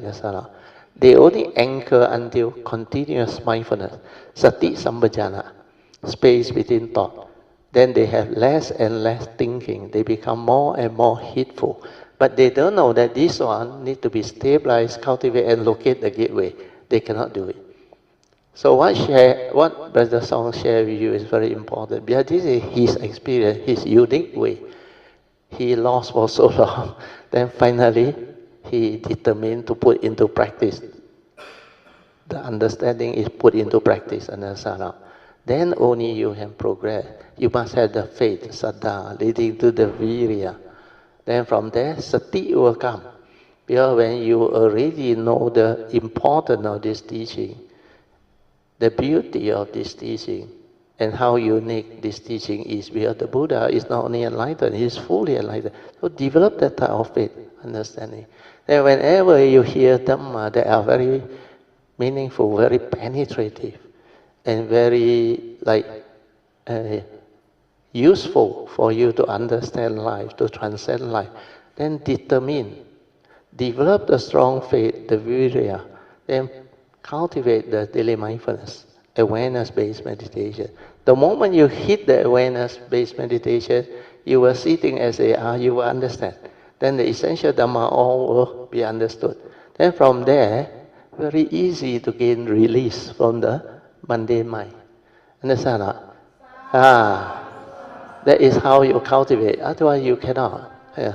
So luckily, Song went through. He shared with you all. I would like to request for Brother Teo to share the important special Dhamma short notes from 2013. The Surangama Sutra important special Dhamma. Where is it? Oh, okay. Brother Teo before 我 end， 我要 end 了，一下子啦。我在这里我要谢谢我真的是很谢谢 Brother Teo 的 nature 的 teaching。Brother Teo 你的这些 sharing， 还有你的 guidance， 哇，真的是我以前真的一直在问，因为以前我一直 lost in the thought， 我一直在问，我一直在 cultivate， 我一直在 adjust 我自己，所以我一直在问 Brother Teo， 但 Brother Teo 也就一直很耐心的一直在 guide 我，一直在 fine tuning。That's why reporting is 非常的重要，对，因为 initially 你不明白的时候，你很难去 justify， 你很容易跑去隔壁的，你很容易跑去隔壁的，所以你一定要有一个人一直在 guide 你。所以那个时候，以前 Brother 都一直在 fine tuning 我 ，until 我到了一个 certain level 的时候 ，Brother 才讲说 ，OK， 我已经开始到了那一边，我就比较放心的，再慢慢的去 cultivate。所以我要谢谢 Brother 这些年你的这些 guidance， 还有 Brother 最重要是那个 teaching。这个的确是会讲话的的确会讲话的。很多的的确你看书大里面全部是不讲话的，这个是会讲话的，是 living 的，还可以 guide 的所以我非常谢谢 Bertil 的这个nature 的这个 guidance 我也谢谢释迦牟尼佛，因为我发现到我跟释迦牟尼佛的 nature 有很 deep 的这个affinity，不然我不会4年在印度流浪的时候，我每几个月我一定会 pass by 这个 holy places，我会住在那边。所以我真的是跟他有很 deep 的这个affinity，那么我也要谢谢观世音菩萨他真的是他很像一直来推这个野猴子我发现到他一直在推我其实我有很多的 experience 都是观世音菩萨来 guide 的然后最后我要谢谢我的师父，就是普贤菩萨，他没有放弃我。这个野猴子跑了这么样多年，他一直在那边等着我回去。说今年1月我回去了我也 feel 到他来。所以因为我每一天在我第一天早上下去做Chanting，我们在绕佛的时候，那我们在念那个观世音菩萨，我们在绕佛。The moment 我一绕，我一走进普贤菩萨的那个territory 的时候，哇，我的眼泪会流的它会自己流。The moment 我一走去观世音菩萨那边的时候，它又 stop 了。Then the second round 我一绕回来的时候，我一走进去的时候，眼泪又自己会一直流的，一直流。你一走出去到观世音那边又没有了。我就知道那是第一天。然后那天初1的时候，我们在拜忏的时候，我们在 recite 那个南无本师释迦牟尼佛的时候，哇，那个tears 又自己出来。然后他念那个文殊菩萨的时候，又没有。那第3个他念普贤菩萨的时候，哇，自己又在出来。所以我就知道我的师父他没有放弃我，他都一直在等这个野猴子回来。但是这个野猴子 before 回去师父那边，我是谢谢观世音菩萨跟 Bertil 的 nature 都一直在guide着我，不然我也回不去我师父那一边。所以我要谢谢萨度。That's why when he went with us Kalyanamittas to Amesana, there he cried until not only tears really like pouring the tears, like funeral people cry, very, very what they call deep inside, that trigger. Then I remember he told me when we were at Putos Amesa, he said, 你回来了 It means you have come back after for so long. That's why after that he know he got affinity with Pusen. Actually at that time we not supposed to go to Amesana. But somehow I remember somebody informed me, I forgot who was it. I think it's a message from up there. He said you should take your Kalyanamittas to Amesana. Why? He said at least got 4 of them, very strong affinity with Pusen Pusa. So these 4 really turn out really very strong affinity. That's why all this can happen. Anyway, we rejoice one more time. Sadhu, sadhu, sadhu. Okay, now we have to start that second session. We are 10:22 already. Otherwise, not enough time. You all cannot finish. So I read again. Formal introduction and personal sharing come feedback by all retreat participants or yogi, including suggestion, if any, from them on how to improve our future retreat program. So it's very easy. What you need to do is you just introduce yourself. Then tell the Kalyanamittas where you from, means from what state you come from. No need to be so spiritual until where are you from. That one later. So you just introduce that. Tell us how you actually come across the Buddha Dhamma. How long already? Then what makes you come to this retreat? Old people no need lah. Old people we know. The new people only have to tell us how you encounter our website and how you actually decide to come. From that sharing, by nature will know what is your affinity and how come you can be here. And from the way you receive or don't receive, by nature also will know. Then after that, you can express your gratitude towards committee member, towards whoever who has actually made this retreat possible. Then we should also express our gratitude and thank everybody who has donated and also help in the support and providing of all the services to help committee to run this retreat smoothly. So far, so good. Then after that, you can share what actually happened during this retreat. Anything of particular significance, then you can also maybe develop the causes and conditions for other Kalyanamittas to develop the faith. When they see you improve, develop the transformation, they also have the faith. I remember last time I sent the duckling on the video. At first, everyone tried, nobody managed to go out. Then suddenly, one duckling managed to go out. Wow, everybody full of joy. Then after that, a lot motivated already. Then they did again the second time. Then second time faster, more and more, one by one. And when more go up, wow, the rest all quickly, all go up. The mother hen is the best. Mother duck, hen or duck? Duck. Oh, duck, not hen. Oh, duckling. Mother hen. Mother duck. He walked around up there, waiting for you to come out. You don't come out, your problem. Yeah, he already teach you how to struggle, how to swim. So he like that. Then after all almost gone up, except one, wow, that one, 真係慘喎. Struggle, drop again. Struggle, drop again. Struggle, drop again. Finally, wow, that one also went out. Wow, everybody happy. All Kalyanamittas will actually be able to develop that. Then Sui Sen one is very good. Open up and see. Now I go through you. That one is a special Dhamma, really. I also forgot already.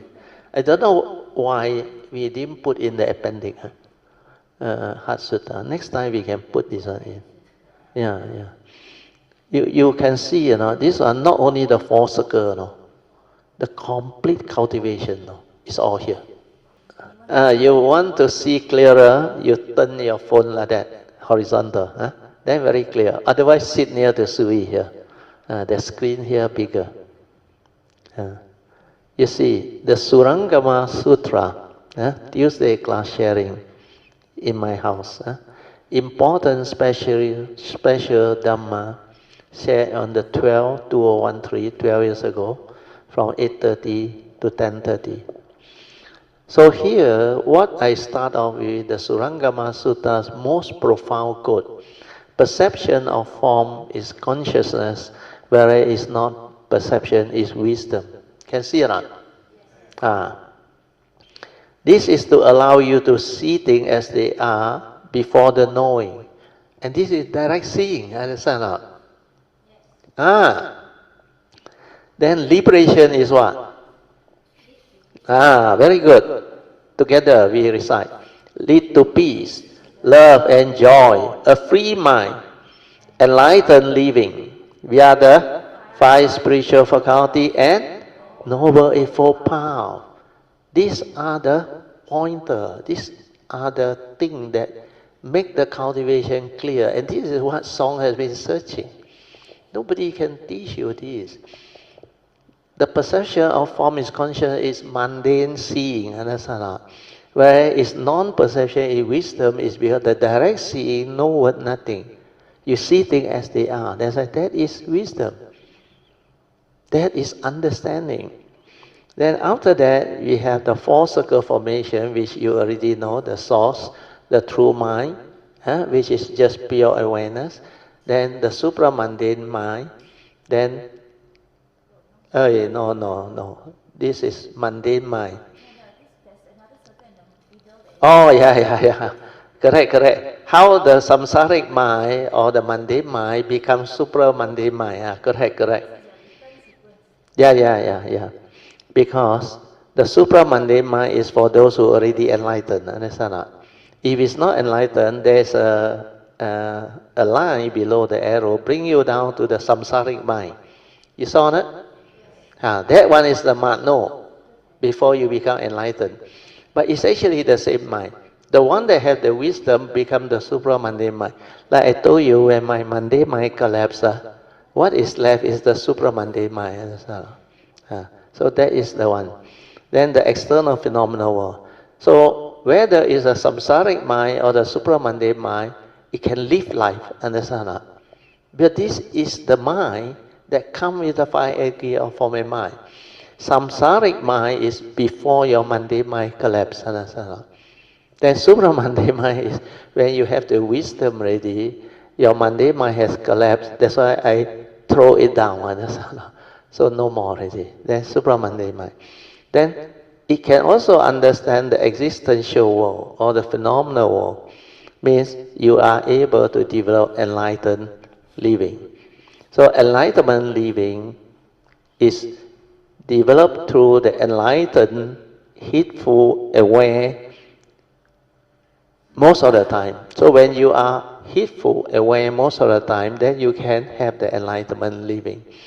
Then the source, Nibbana, is oneness nature or your original nature or your true nature.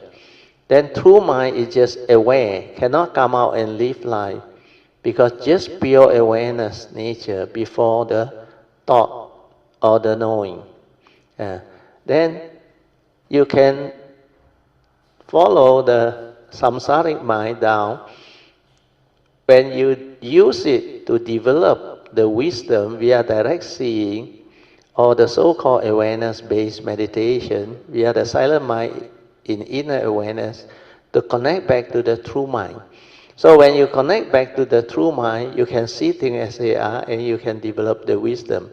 Then transformation via wisdom, mundane mind collapse, the supramundane mind appear. Okay? Then how the samsaric mind develop all the problem. I put down there the human being. You see the human being or not? Yeah? All down there. This human being initially with the five aggregate of form and mind, upadana khandhas, the human being is being grasped as the me and the I, the ego, atta, due to sakayaditi, self-delusion. Then from there, anything perceivable by the mind is a mental phenomena, like the block-cut analogy. When the parts come together, enabling it to perform a function, we give it a name and a concept. Then the block-cut arises and exists ready. When the block-cut parts are separated, block-cut is gone and no more. Hence, you can see clearly the arising of the block-cut is dependent originating, condition arising. When the parts don't come together, there is no condition for it to arise. So see it clearly. The block-cut analogy is a very good example. Then after that, what happened is the samsaric mind learn to see form, which I have taught you. Learn to see the unreality of form. We are understanding them as impermanent, condition arising, which I have explained. Then only you can learn to see beyond form. We are the direct seeing. Then after that, you go up to see and understand impermanence, empty nature of existence, non-self nature, empty or non-self nature of all phenomena. then see them as condition arising, perceived through mental, just an image in the mind, so even more unreal. And then you develop the wisdom to have the ability to live life in the phenomenal world via that wisdom. So this is what they call enlightenment living. Yeah? So enlightened living means you are fully aware, heedful most of the time. Then the other part is from the human being you go to the left. Mundane living, dominated by what? Hindrance, the 5 hindrance, the 3 evil root leading to suffering, external phenomenal world of consciousness. The 3 universal characteristics of anicca, dukkha, and anatta you does not understand. Then because of that, your mundane mind projected into the world. Mind is the forerunner of all things, mind is chief. Then from there, the samsaric mind actually arises, the mano, the mundane mind. Then samsaric or mundane mind cling and grasps onto the 5 aggregate of form and mind via delusion, namarup, lead to heedless living. So all this is to explain to you how from here you develop the wisdom to penetrate. Then you go up. When you are just aware, you can develop wisdom via direct seeing or meditation, via the silent mind in inner awareness, to connect back to the true mind. So the moment you connect back to the true mind, stabilize it, from there you develop wisdom. And this is the wisdom that actually free you and transform you back to the supramundane mind state. But that one, your mundane mind must collapse. Anyway, what is important is the Surangama Sutta actually explain this process, but very difficult to understand for normal people, even normal cultivator. Without the realization, you cannot penetrate, you cannot understand. But it's very profound. That's why this Surangama Sutta, Leng Yan Jing, is a very powerful sutta. And the Buddha predict, if this sutta is around, the world will not have Dhamma ending age. Even Xuan Hua also mentioned. But once this Surangama Sutra is gone, then the world will be full of Mara, wearing the robe and teach all the wrong teaching of Dhamma, and lead to Dhamma ending age or decadence. So this one, if you want it as a guide, look at it as you develop the cultivation. This is an expansion of the 4 circle. The reason why now I teach 4 circle, I don't draw down, is because in the early day at Suyan's house that time, the essential Dhamma down there, when I already teach already. Understand? Then now I go to the 4 circle because it's Bodhisattva way. And this explanation is easier. So hopefully it will help you. Sadhu, sadhu, sadhu. So you should thank Sui. I also forgot about this already. Okay, now we go for the actual closing ceremony, part 1. We start from this side first or this side first? You want to start? You want to start first. I think fair. Okay, now we see Wai Fun and Chan. The 2 of you start first. So Chan start first. Get the mic here. Come over here, sit here. So whoever next come near can sit at the chin hao cushion there. Wait. Queue up. Queue up. Good morning, Brother Teo, Mrs. Teo, and all Kalyanamittas. My name is Chen Hon Yu, and I'm from Subang. First of all, I want to thank Brother Teo for this meditation retreat, because that day I saw Brother Teo was sick, but he's still very determined to continue. Actually, I was not sick. The chill caused me to sneeze. I'm not sick, you don't worry.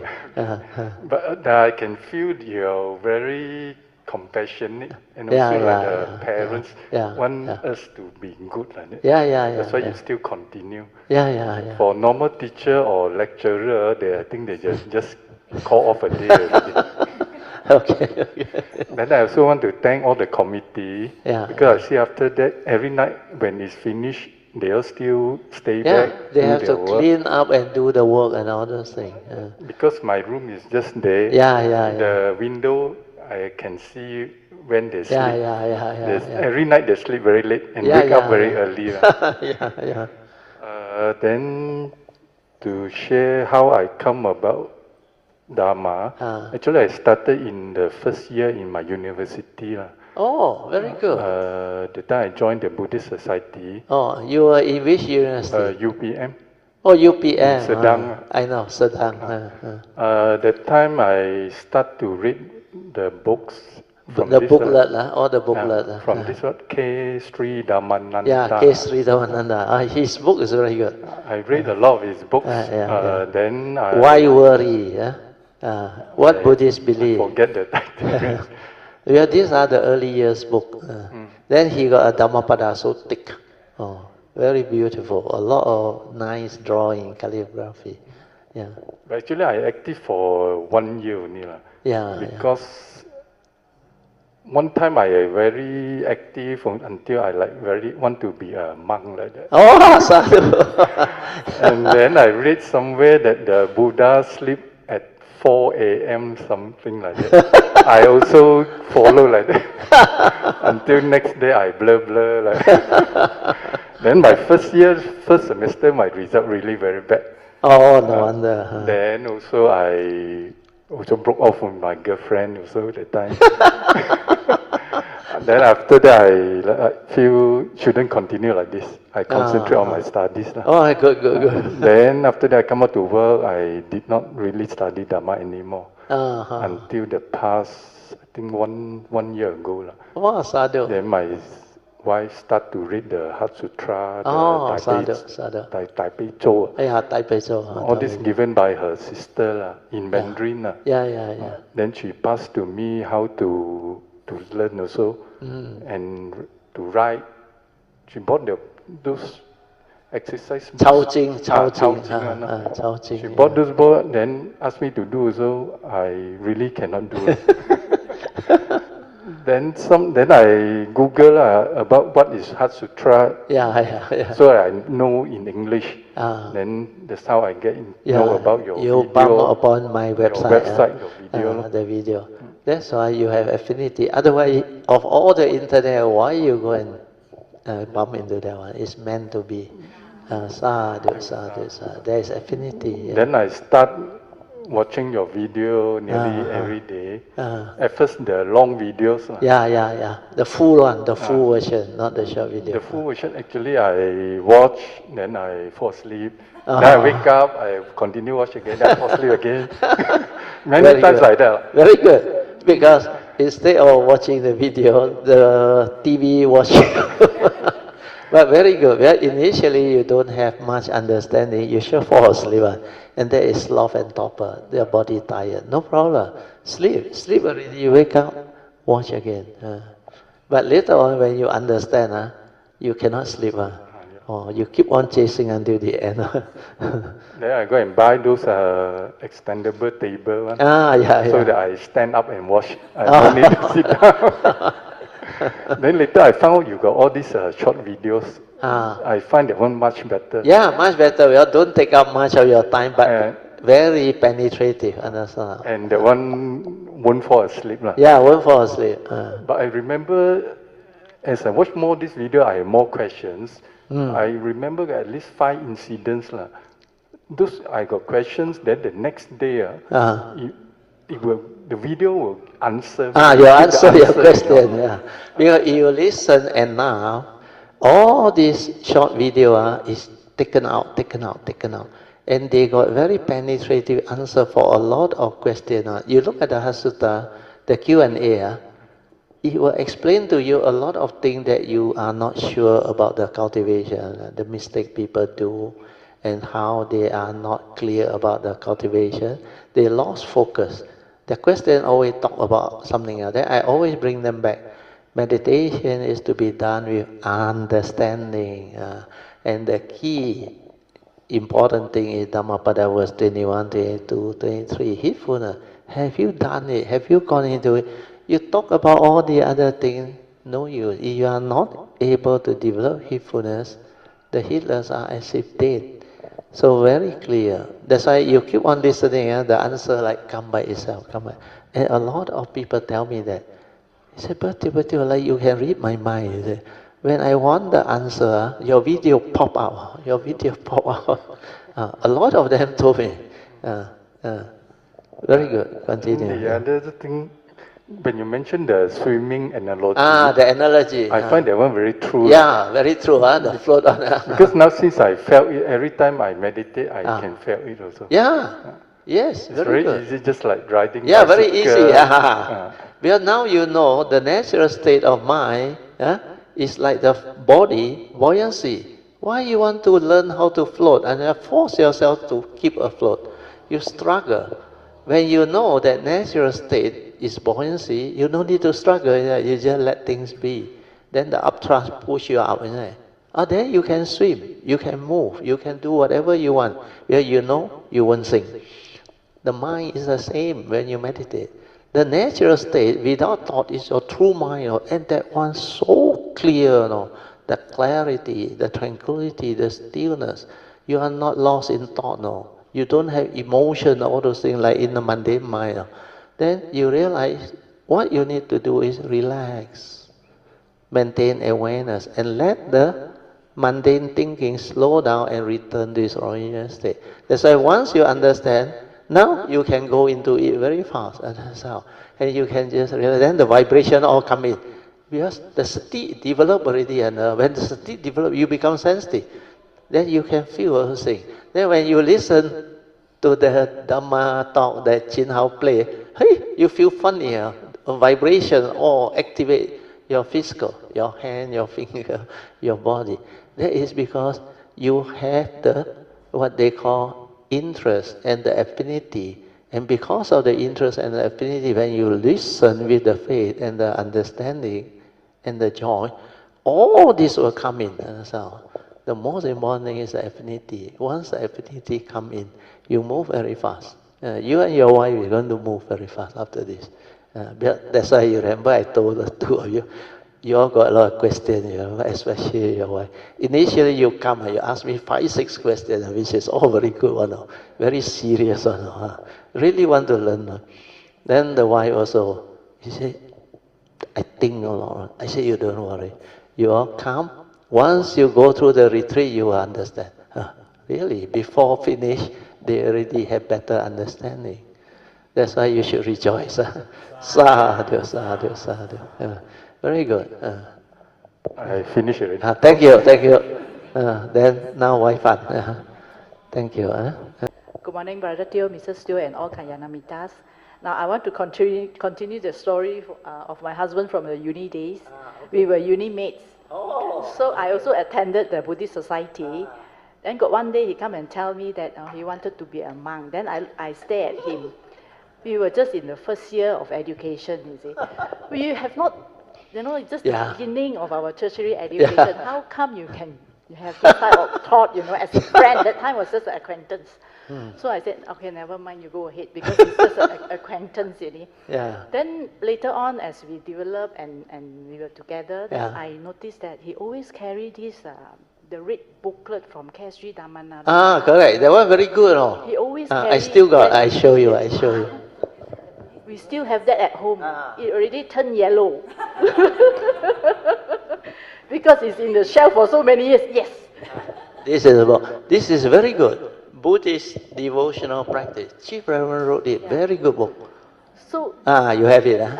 So he carried this book around for many years, Even when traveling also, sometimes he will carry. Yeah. Because he felt that he feels safe with this book. Yeah. But then I also got open the book and check. I don't understand much. I think my understanding is not there yet. The affinity has not arisen.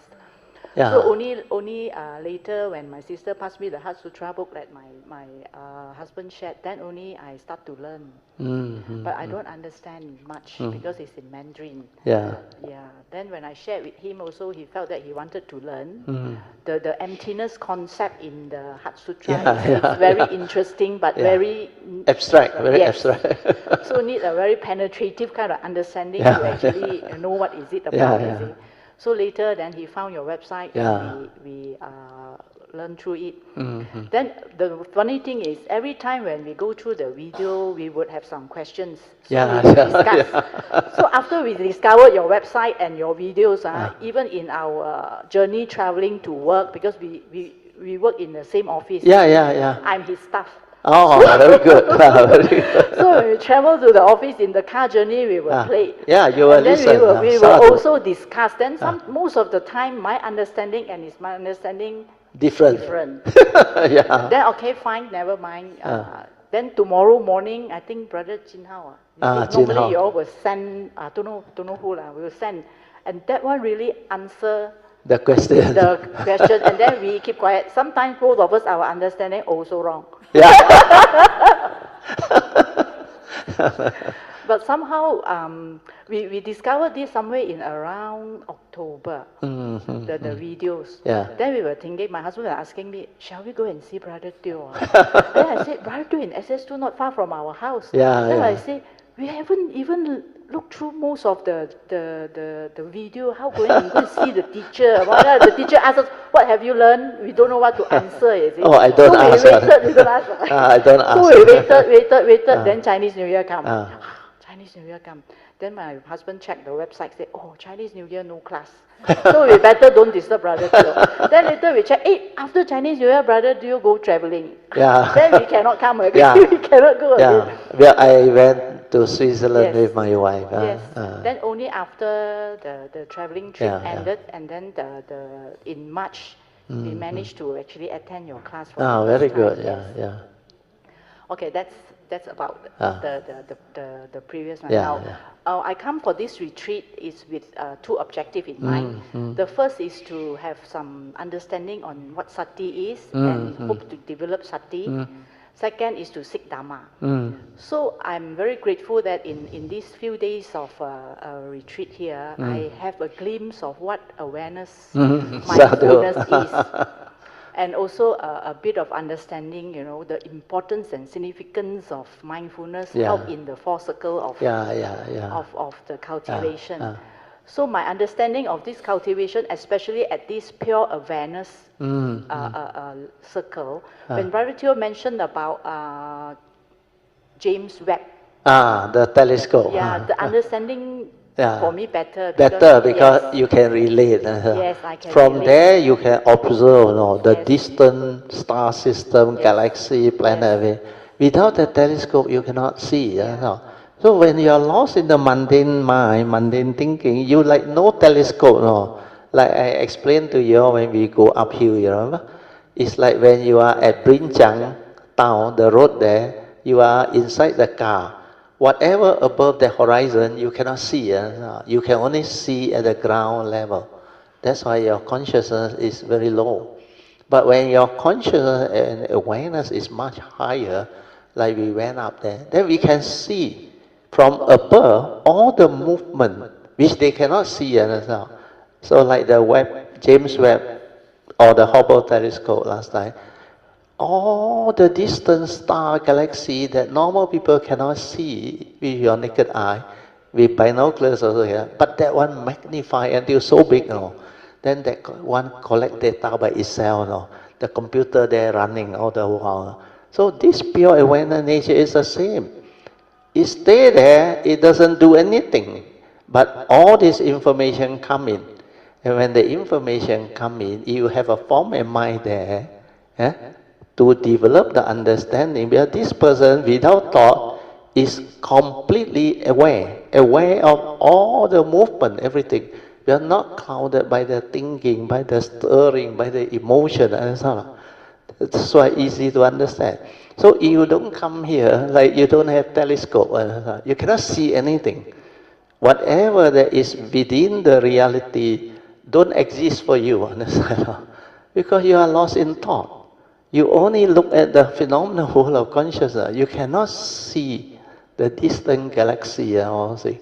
So seeing distant galaxy is seeing nature, understand? That's why that one very good, because it relates to life and you can understand. So stay there, don't do anything. Then the understanding will come. Like last time I remember in the early days, they got this computer, then they create like a robot, a robot.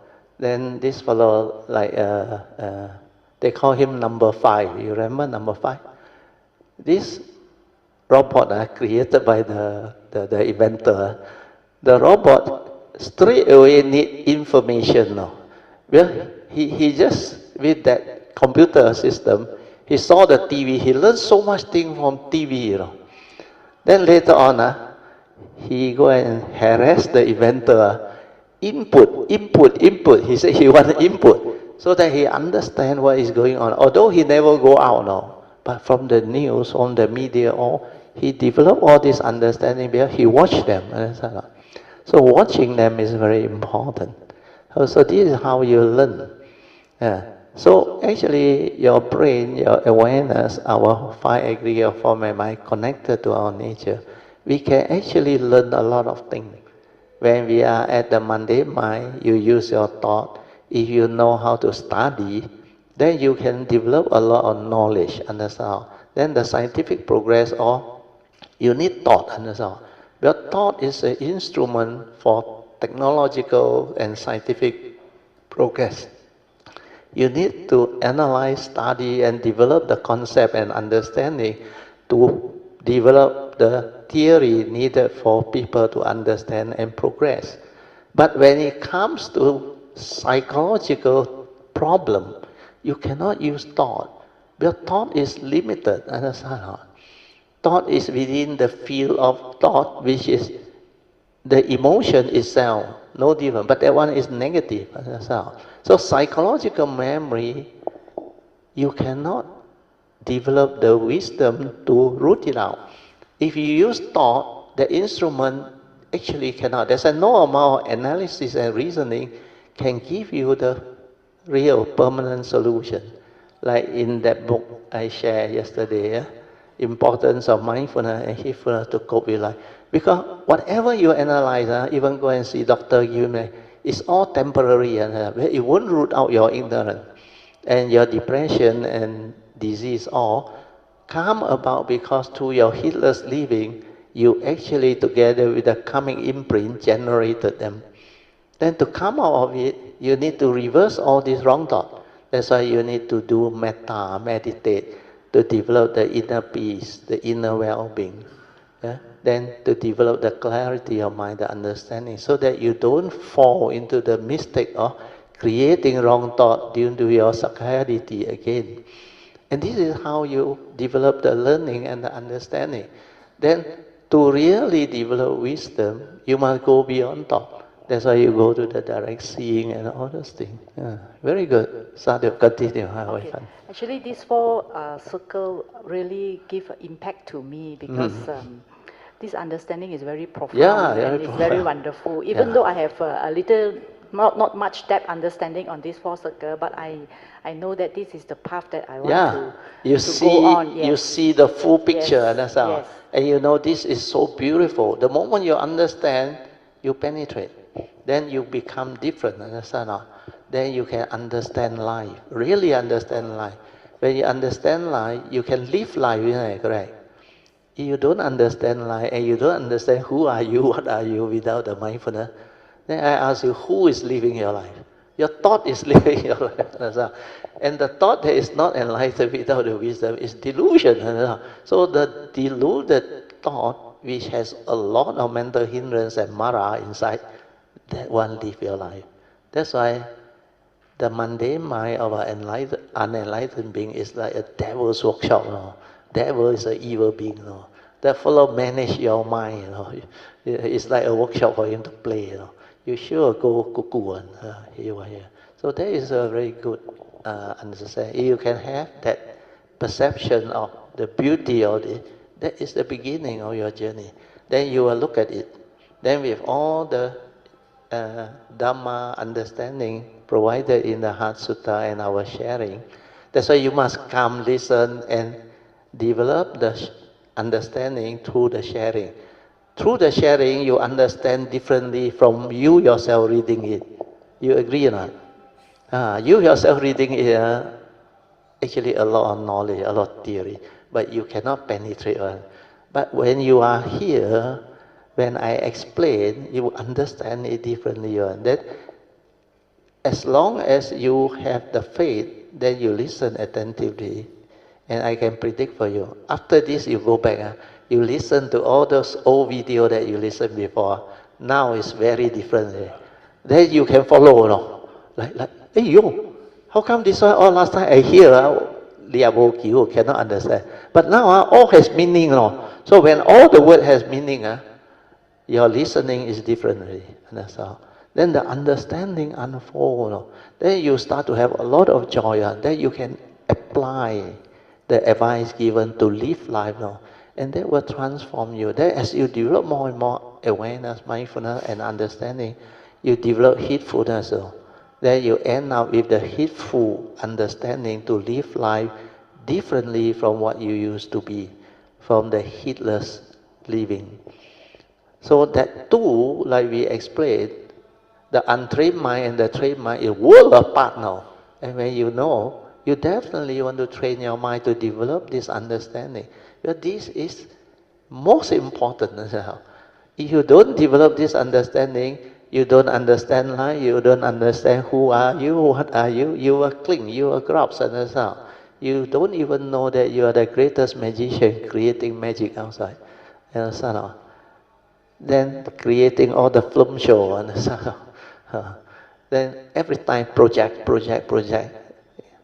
go outside. Outside means what? Entangle with the conditioned world. Then when you cannot see form, you cannot develop the understanding of, like, see the unreality of form, then form has power over you. Form can actually deceive you, delude you, cause a lot of suffering in you. Then similarly, after you can see form, you can see mind, because you have the mindfulness, awareness. Then like I explained, the mundane mind has higher consciousness than form. That's why your mundane mind, your thought process can see form. But form is a product of mind. E equals mc squared, you remember? From energy, it becomes form. So form is a product of mind. That's why mind has higher consciousness. Then thought is a product of what is the error? Pure awareness. Understand? Thought, this mano is a mundane mind, the thought is a product of pure awareness. Understand? That's why pure awareness can see the mundane mind, the 5 aggregate of form and mind. But thought cannot see this fellow. Understand? Well, this fellow is before thought. Understand? So how can thought see? This is the unconditioned, beyond thought, beyond mind. So this one got higher intelligence. That's why this one can see and understand all the movement and how you become entangled, how you stir, how you develop your own fear, anxiety, sorrow, lamentation, selfishness, ego, all through sakkayaditthi. And behind is avijja. So all this, you will be able to understand. That's why for her to see this 4 circle as something very beautiful that can help her, already the first step, which is very, very good. Then you go back, you listen, you don't believe. Now, together with Chan, you go office, you listen. The two of you will laugh. A lot of the word become meaningful already. Very good. Continue. Actually, after seeing this 4 circle, I have no doubt already to walk the Bodhisattva path. Yes. Thank you, Brother Teo. Yeah, sadhu. That's all my sharing, and I want to take this opportunity to thank Brother Teo and all committee members for making this retreat possible, and for all of us to be able to learn and and benefit from it. Yes. Sadhu, sadhu, sadhu. Very good. Kim, come. So who is next? Sit there first. Jack. Morning, Brother Teo. Firstly, thank you for giving me the opportunity. And same time, thank you, Sister Song. Brother Sri An. Sister Yun Chan. And Fong. With their assistant. It makes it all possible. Thank you for the kindness and generosity. Make you able to join us. And not forgetting Joey. Joey is the one. She also from Malacca. She somehow, when I went there and delivered the talk in the early day, and you all should thank the Jayanta and Jayanta's mother, where they invited me quite a few occasions. Then when I was there, Joey actually listened attentively, and he tried to understand, but he can't. But later on, she persevered. Then he asked for the books and all those things. She shared with me too.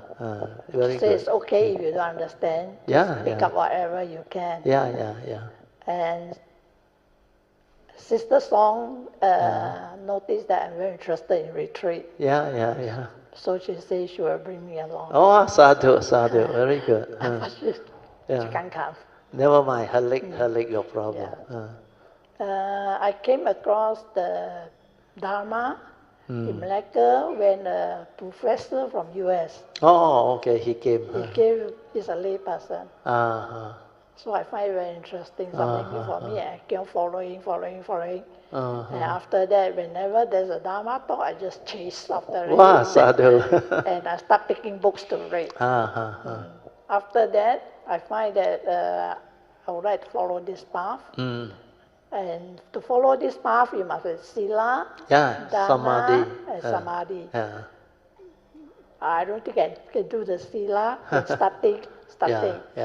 I didn't follow much the Sila or the Dana. But I straight away go to meditation. Oh, no wonder. So every year I get to go twice. And my brother will take leave. From join his you. work. No, take care of my mom. Oh, take care of your mom. Oh, sadhu to him. I'll bring to Singapore. Oh, okay. And I go for my retreat. I just go for the sake of because as the Buddhist you say retreat, so just go. But of course I do in between learn something. So I just follow. After that, stop because of my mom. To take care of her for quite a long time. But in between taking care of her, I don't get to relax now because 24/7. Not easy. Take care of an elderly person, not easy. Each morning I get to wake up very early. I decided to put on a mantra. To listen. And just listen for 20 minutes. And I find it helps a lot. It calms you down. Mental energy. The vibration. And it really tests my patience to sit. From 20 minutes to half hour. So now I can sit at least 1 hour on my own. Sometimes twice a day. Because I have nothing to do. Oh, okay. My mom is not here.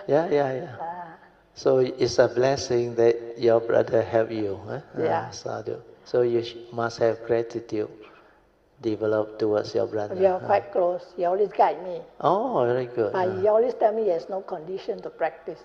Oh, okay. He reads a lot. I say it's time you wake up. No, teach him daily mindfulness. You say. He practice.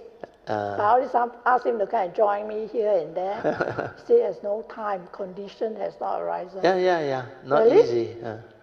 Because we have so many 24 hours per day. He only teach part But time. when a person haven't developed the understanding, it's like that one. Don't worry, they are just the way they are. Understand? So accept them for what they are. Then you wait for causes and conditions. Then talk to him nicely. Thank you so much. You allow me to go to this retreat.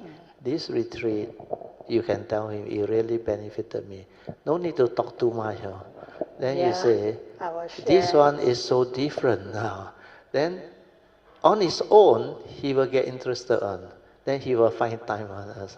So no need to try to pester him to come. Forget about it. If he got the affinity, it will happen. If you don't have, just let things be. Like for your case, you're not supposed to come because you don't know us. But somehow there is condition and you decide to come. So now you explain what happened at this retreat. Can I share my experience? Can.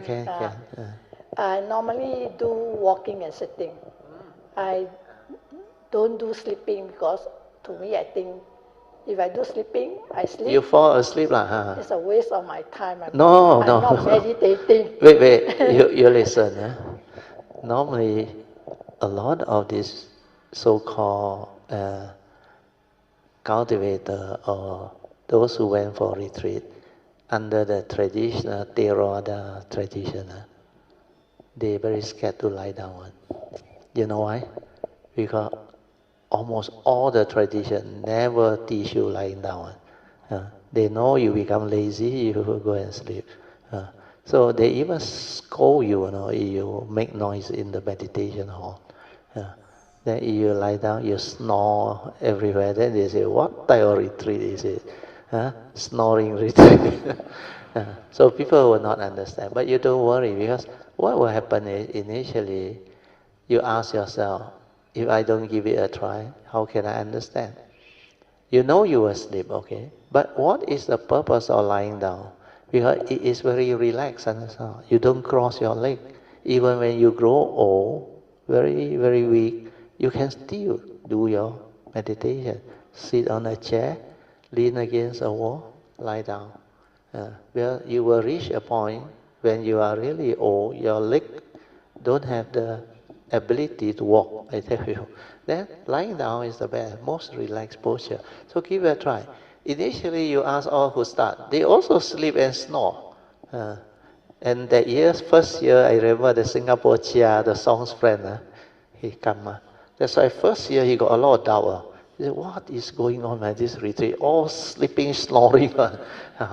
Then later on, second day only, he come to know. Because the way I answer him, he know already this one different one.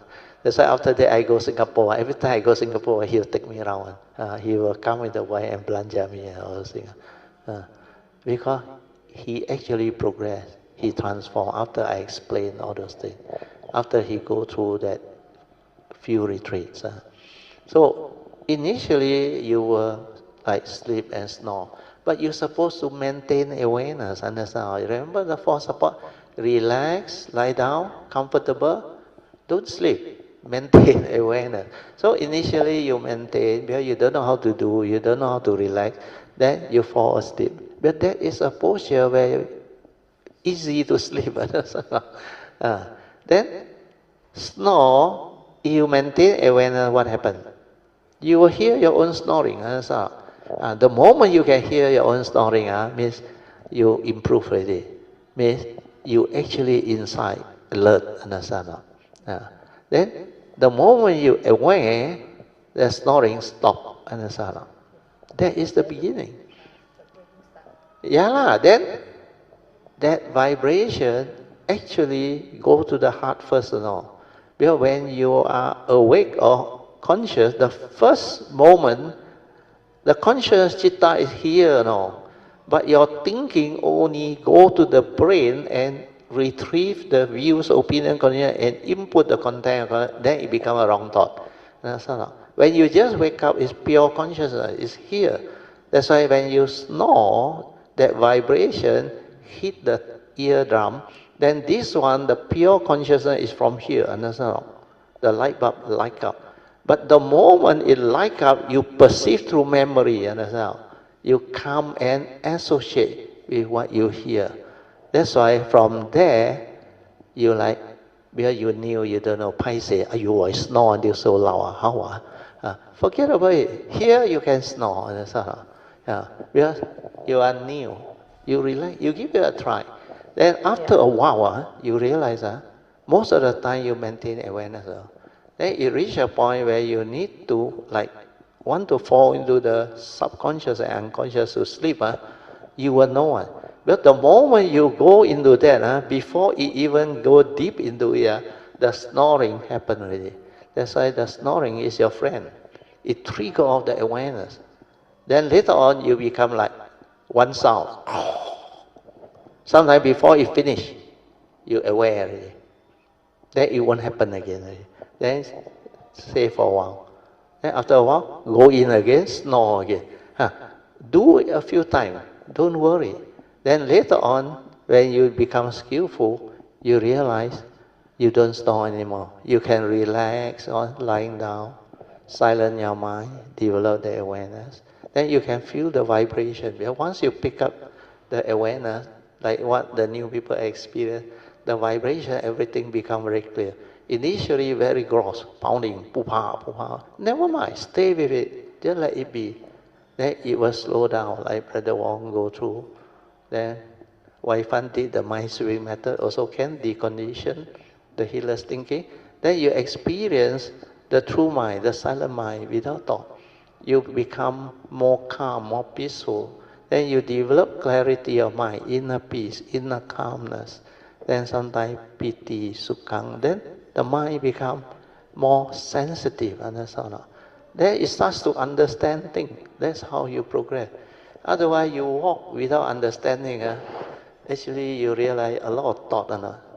A friend, devotee, shared with me. I told her I already do walking and sitting. She said, why don't you try sleeping? Who told you that? A friend, a devotee friend. Not my Kalyanamittas. Not my Kalyanamittas. No. Wow, he know how to do lying down. No, she just shared with me. Yeah lah. Why don't you try doing lying down? Yeah lah. So when How you're did she old know? or on your dead bed. Oh, okay. So I give a try at home at night before I sleep. I just Yeah lah, So initially it's like that because you are so tired, like you say 24/7 looking after your mother, you got so much thing to do. Never So mind. I give a try here twice. First time after I settle down, I can hear the heart beating. Oh, very good. Same time The abdomen there. The rising and falling. and beating each other. It's not competing. It's Doing its work. the natural rhythm, because you were never aware and mindful to see this movement. This movement is a natural movement. Yeah. Understand? At the same time, the heart and the abdomen. Yeah. They say, very my curious, this body know their work. When you say that, you are analyzing already. The thought come in. Forget about it. What did I say? Relax, maintain awareness, stabilize it. Don't try to know. Understand? Don't try to direct your thought to do. Understand? Then that nature will arise. When the thoughts slow down, or your healer's thinking slow down, your mindfulness will stabilize and become more and more refined. Then you will not hear that gross movement already, like very violent one. Because this one is the vibration still gross, like I told Brother Wong, like untuned engine and so on. Like the car, you drive too long, you never send for servicing, it's not properly tuned. Very noisy one. So understand that when you do, whether walking or sitting, when you do walking, are you able to completely silent without thought? Your body and mind move as one. The awareness and the body move as one.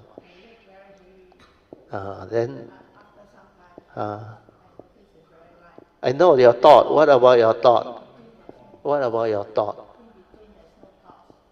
Oh, okay. Do you know when we went uphill, when we were about to come down, we saw you walking in front. The two stupa there. You know what you are doing or not? You are lost in thought. A lot of thinking inside. You seems to have problem. A lot of things going on. That's why I can see, although you walk, but you are not happy. There is a lot of sanghara going on. That's why when you have the understanding, all this no more. Understand? All this will cease because you are no longer here. When you are here without the awareness or mindfulness, you cannot slow down your thinking. Your thinking is always there. Then even you sit, you force yourself through some form of concentration which you doesn't know. The rising, falling, all is concentration. But you build up some form of awareness because you are able to feel the rising, falling without the stethoscope. Understand? Means you have built up some form of awareness, but you don't understand what this is.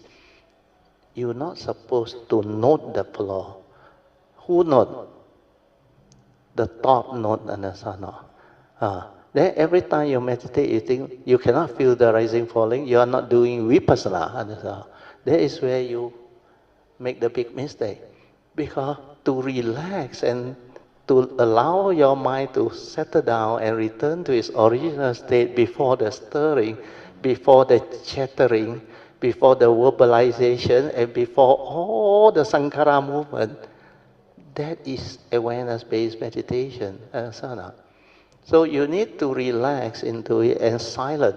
You can be in the sitting posture, you can be in the walking, no problem. But relax and let things be. Just walk. All your movement activity aware. You walk until the mind and the sati, you will know. Because your mind suddenly becomes very quiet. Then no thought. Then only this awareness and the thing move as one. Like what Brother you come to know. Suddenly no thought inside, but fully aware of everything. Aware. That is the one. Understand? So you all have been doing thought-based for too long. Understand? But don't worry, it's not about right and wrong. It's about understanding what this awareness is.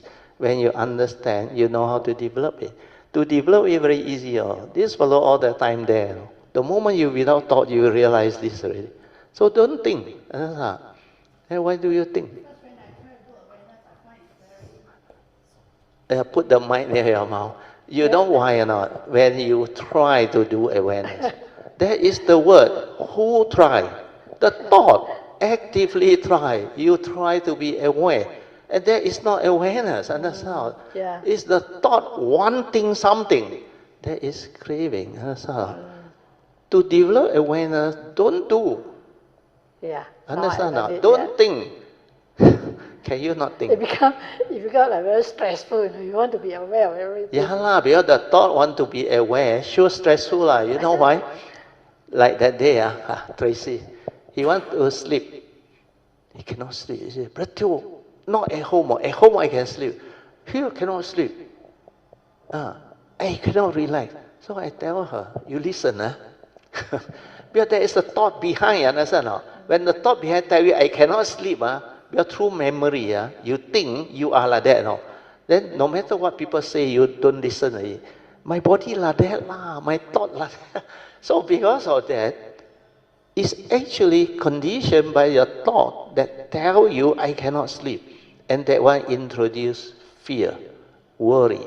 There is mental hindrance. That's why your mind cannot settle down into the meditative state of inner peace, inner awareness. Now you understand.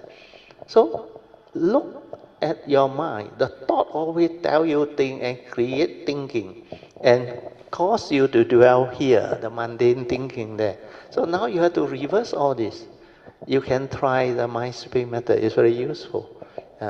Then if you want to progress fast, don't verbalize, don't try to explain anything, don't say these two fighting, forget about it. Relax, continue to relax and do it silent. In whatever posture, relax, let things be. Whatever happens, observe it through the silent mind. The moment you are not silent means inside there talking already. Want to know, understand? Want to check, correct or not, right or not. Then try to recall through memory, what did the book say? What did the Buddha say? What are the instructions? Then later on you may even say, what did Brother Teo say? So all this is the thought creating. That's why I say, don't try to know, don't try to do anything. Because the knowing and the doing is always by the thought. How do you know things? You perceive. Understand now? Then through your views and opinion, you stir your mind. Then Sankhara Sanya continue to dialogue and create more thinking, more emotion, more idea, justification, and all those things. Analysis, reasoning. This is all Sankhara. And Sankhara is thought. Thought cannot give you wisdom. Thought can only give you more idea. Understand? More knowledge you accumulate. But this idea create more misunderstanding, lead to conflict, lead to argument, lead to views, opinion, and conditioning and belief system. So thought is doing all this. So understand it, okay? So don't worry about right and wrong. Nothing to do with right and wrong. Just develop the understanding. And the heartbeat was quite long, and I noticed it slowed down. Yeah, but continue to relax and don't try to know. The awareness will pick it up. Understand? When it becomes quiet, like Brother Wong, he will know. Then when it transforms, you will know. Because this pachetang, understand? Can be realized by the wise. Was left with the breathing, and I noticed my mind is like a nutshell, nothing. Yeah, more quiet doesn't mean nothing. There are still things. Because you are not sensitive enough to see. There are still a lot. The one that say, I have nothing, I have hollow, is the thought telling you. But the real awareness that see this, no word on us. It no one. Like Yip described. No thought. Really? No. You are no thought, but you are fully aware. Yours one, the thought is still up here. The thought that say, I have no thought, hollow shell, that is not that. The awareness, no word one. The awareness is without word and see things as they are. And really no sankhara, no word. Where you are aware. When you are aware, you become very different. Okay? So, good sign that you can at least detect your heartbeat. Then, according to you, it has slowed down.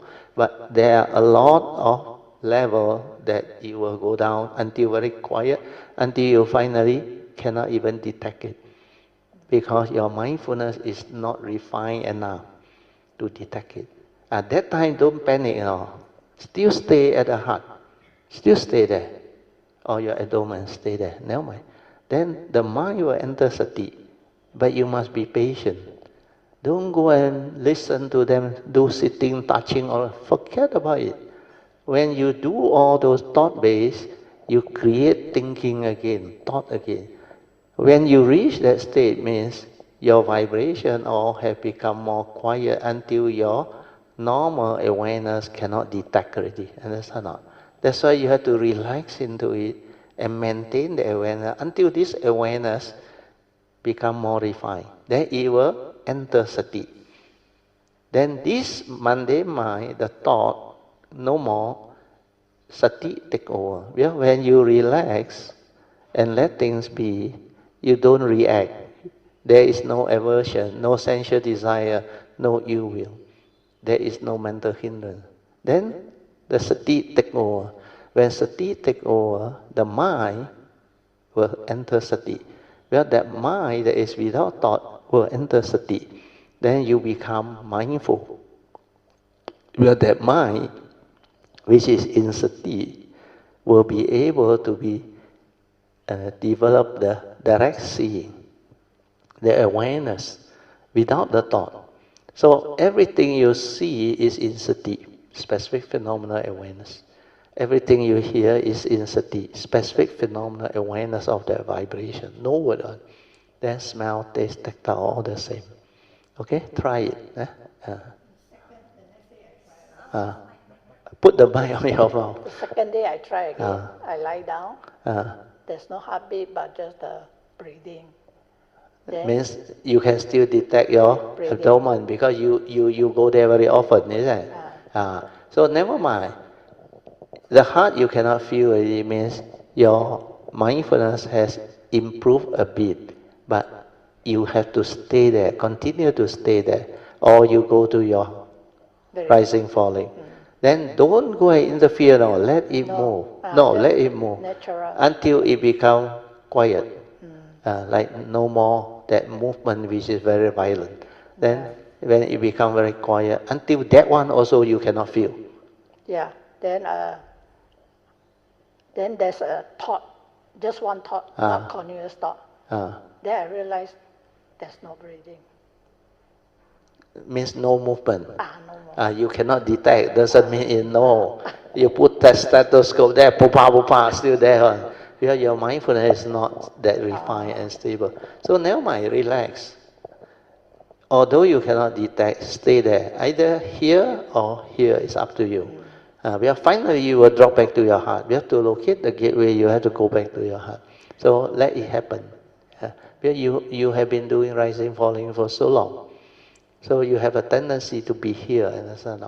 So no harm. Because these are method and technique, or what they call skillful means to help you develop sati. So make use of it, relax, maintain awareness. Wherever this mind is, let it go. Don't interfere. Then observe, silent. Then let it move until it becomes very quiet, very still. Then stay there until your mind enters sati. Okay. Okay, sahadu, sahadu. Okay, Jack. Thank you. Good morning, Brother Teo and Mrs. Teo and all Kalyanamittas. So I would like to take this opportunity to thank you, Brother Teo, for teaching such profound Dhamma. Yeah, sadhu. And also thank all the committees for the hard work. And also thank my mom. Oh. At the back. Oh. She's at the back. She is listening. So I would like to thank her. Sorry, LC. I go and point to Adeline. Sorry. Because no. Christy also came to a retreat before. So I faced this direction, so I saw her. I thought that one. Actually, LC. Yeah, because all this while she has been sharing with me since the time she came to this to your class. And I actually sensed. I noticed the very big difference of changes in my mom. Yeah, definitely. You can see her. I can see. She is more sensitive, more considerate, more loving. She can sacrifice a lot for the family. Definitely. I see the positive change in her. But so previously I went to your class and all right, because she gave me a lot of encouragement, because I was facing a lot of obstacles along the way. Along even back then I was facing a lot of obstacles in life. So I went to your class and I noticed I learned about the meditation but because at that time I wasn't working, so when I went to work, so all the life comes back to normal upside again. Down. Then I didn't make time for it and all these things. No problem. So when I had a very huge obstacles in my life a few years ago, so I started to go into spirituality, but not so much on Buddhism. So when I went to spirituality, I did some meditation to calm myself down, and a lot of self-work. I do a lot of journaling, visualization, meditation. So it helped me to calm down a lot. So after that, then life went on already. So I didn't really listen to your Dhamma and all, but sometimes I still listen when my mom actually shared with me.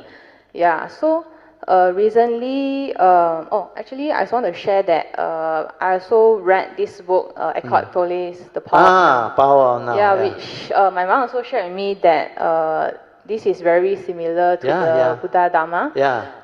So I noticed that I received a lot of wisdom from this book, and I come to a lot of realization about life. But again, life goes on and it gets busy, and so I forgot about things. No problem. Because I don't have a consistent cultivation.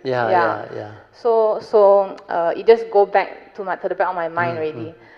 So recently also I again encountered obstacles in life.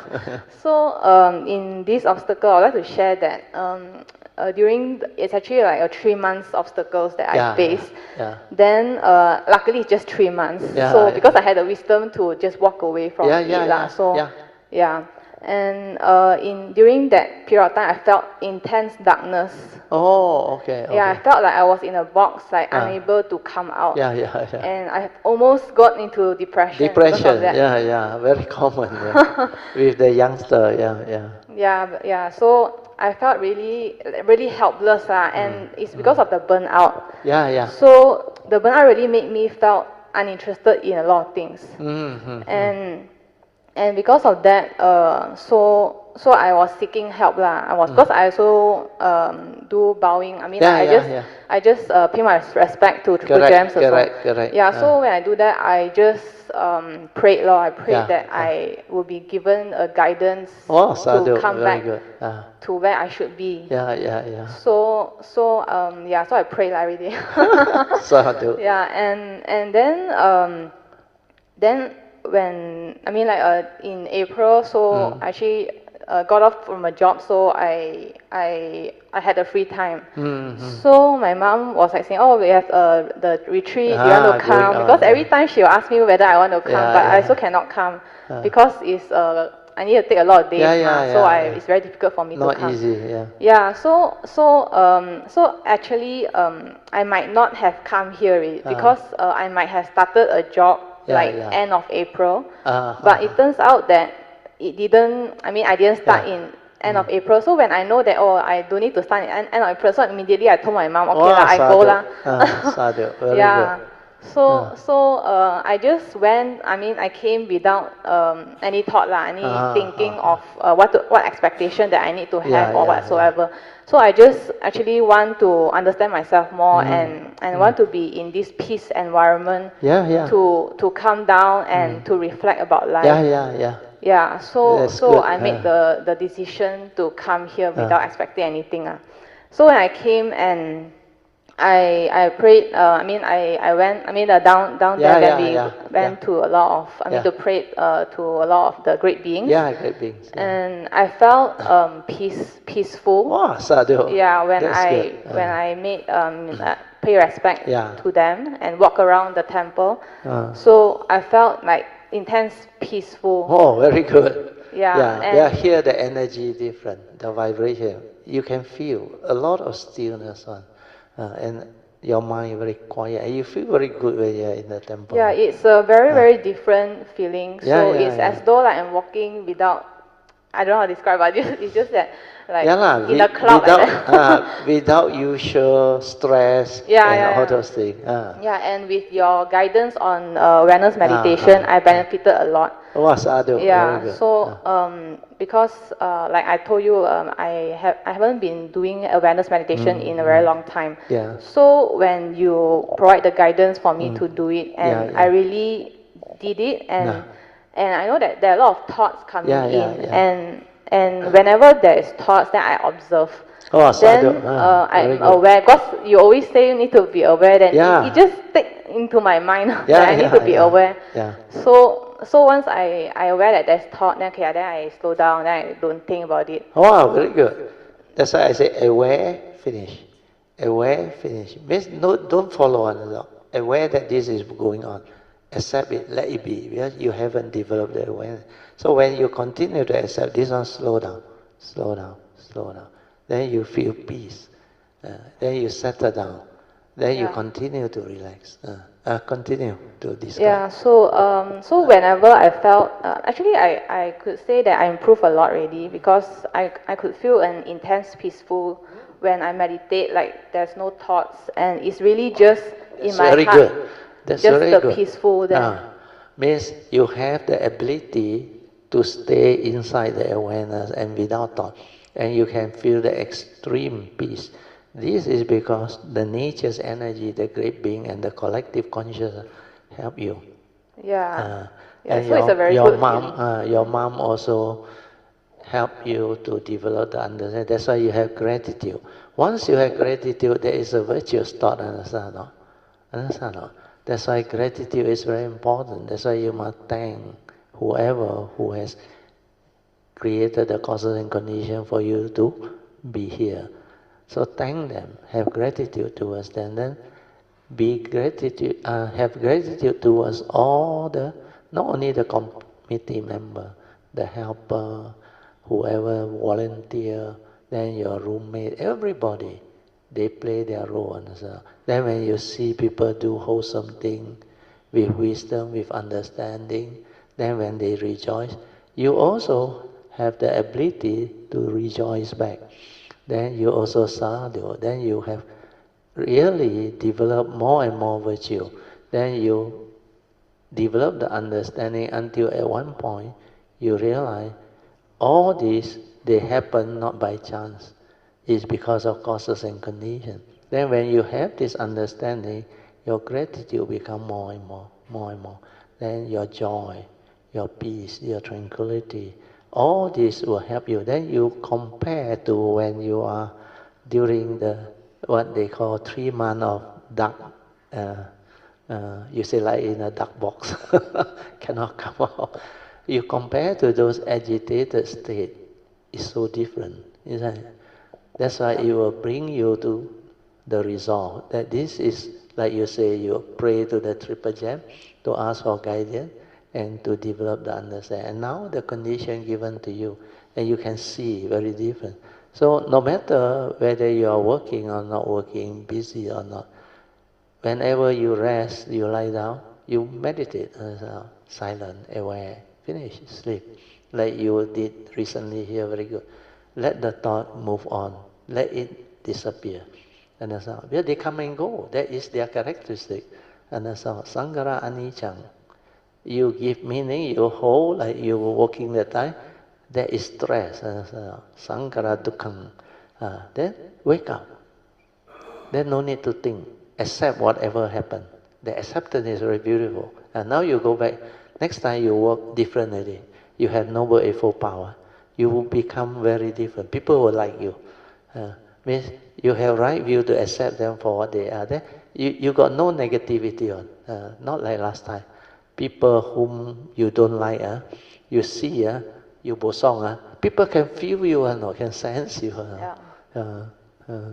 Very good, Jack. Continue. So when I felt that I had thoughts, like sometimes when I meditate, because it's not all the time is good. So sometimes when it's not so good, then I notice that there are thoughts coming in. Then I will go out and go for a walk. Go then, for a relaxed walk. Then it helps a lot. Then it will settle down. Yeah. That's why I say, why torture yourself in the hall? You cannot sit the thing disturbing you. Go for a walk. Understand? Relax walk. Otherwise, do mind sweeping method. Oh yeah, that one really helped me a lot also. Help you a lot. Yeah, so another thing is also the Heart Sutra, which really helped me a lot also. Yeah. Because when you explain and I had the understanding, I mean, not, of course, not like a deep understanding yet. Yeah, but good enough. Because you know how to apply the Noble Eightfold Path and the step to do it. Means right view to accept the reality first. Whatever happens, accept. Then you don't panic. And that's how there is no more fear, no more worry, no more anxiety, no more negative mind state.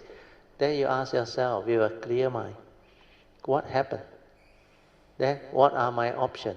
How can I resolve this amicably? We are following the Dhamma way, which is Noble Eightfold. And then you will know how to handle life, and you become beautiful. Yeah, so when you thought about all this Dhamma, right? So I was reflecting about what happened to me when I was in the dark days, and I noticed how deluded I was. Yeah, and how the five hindrances actually take me down. Continuously arise and haunt you. So at that point of time, I couldn't actually come out from it to see the big picture. So now when you teach all this, so I really had this understanding that I need to practice and cultivate this Dhamma. You need to stabilize this understanding and try it out in life. Understand? When you can do that, you have a lot of joy. Then you will come to the understanding that when you have the embodiment of the Noble Eightfold Path, initially maybe not stable, not very good, but good enough. Understand? Well, that itself will change you and transform you. And people can see you are different already.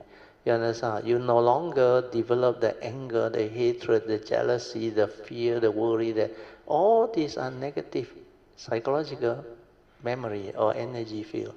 And this one is detrimental to you. That's why you feel depressed. And all this will send you into depression. Then later on with suicidal thought and all those things.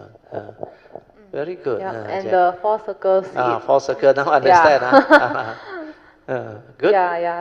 So I really understood, like, for what to dwell on all the negative thoughts when it's bringing us down. Yeah.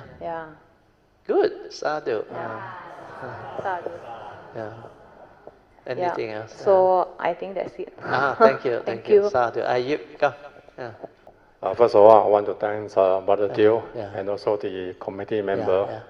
especially Pamasuri, Yeah. Brother Song, and all this that I work with. Yeah.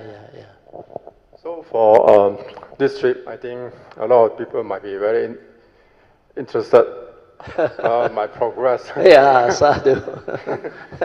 So why not I maybe share my background first. Good. Time that's how I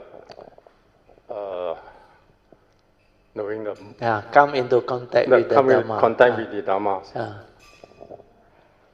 I think there's one time maybe I think I started as like normal Chinese. You start with bye bye only. Yeah, bye, yes. Then after that, then people say, wow, function, wow, good merit. Then also because actually my name is Sis Kim from Penang. Yeah. How about this? So from there, after that, the area that I doing the bye bye, then they have a function, and also there's once Yan Gong. Oh, okay. Tibetans, Buddhists. So with that, then I at one time they have a class for the Tibetans and Buddhisms. So I attended about 2 months. Oh, okay. The basic, all these, I think the basics are teaching same like universals. Yes. Then after that, then moving on to the meditations. The meditation is they put pictures, then ask you to look at it. Yeah, visualize. Visualize. Then you need to focus on that. Then they will close one part. Yeah. Then you continue look at it. Then point out which one is missing and all this. Yeah. I don't know if you all experience this. Yeah. So this is a thing for that. Then after that, then I somehow look like this one is let's say continue with that, maybe like the samatha meditations. Yeah. Just like I think that's with some of the book reading. Yeah. This one cannot go far. Yeah. Then I stop. Oh, okay. Then after that, then there's one time I visited Brother Teo, Suyan, then we have a good meal at one of the Penang cuisines restaurant. Yeah. So this is I know of Brother Teo maybe 6-7 years ago. After that, he gave me some book. After I read, then watch some of the YouTube video. After that, cannot understand. No problem. Most people cannot understand. Then stop for a while. Then after that, find out, hey, to live beyond this, we need religions. Then I go for Theravada's meditations. So 1 year, maybe I go 1 or 2 trips for that. Then now I know that the meditations that I practice is a top base. Last time just gong everything just follow. You know, for this, not say it's no good. This is a journey that I walk through. For these Theravada's meditations, they give you some instructions. Because a lot of time is conducted by the Myanmar monk. Burmese. The Burmese monk they might not be able to communicate very clear how to meditate.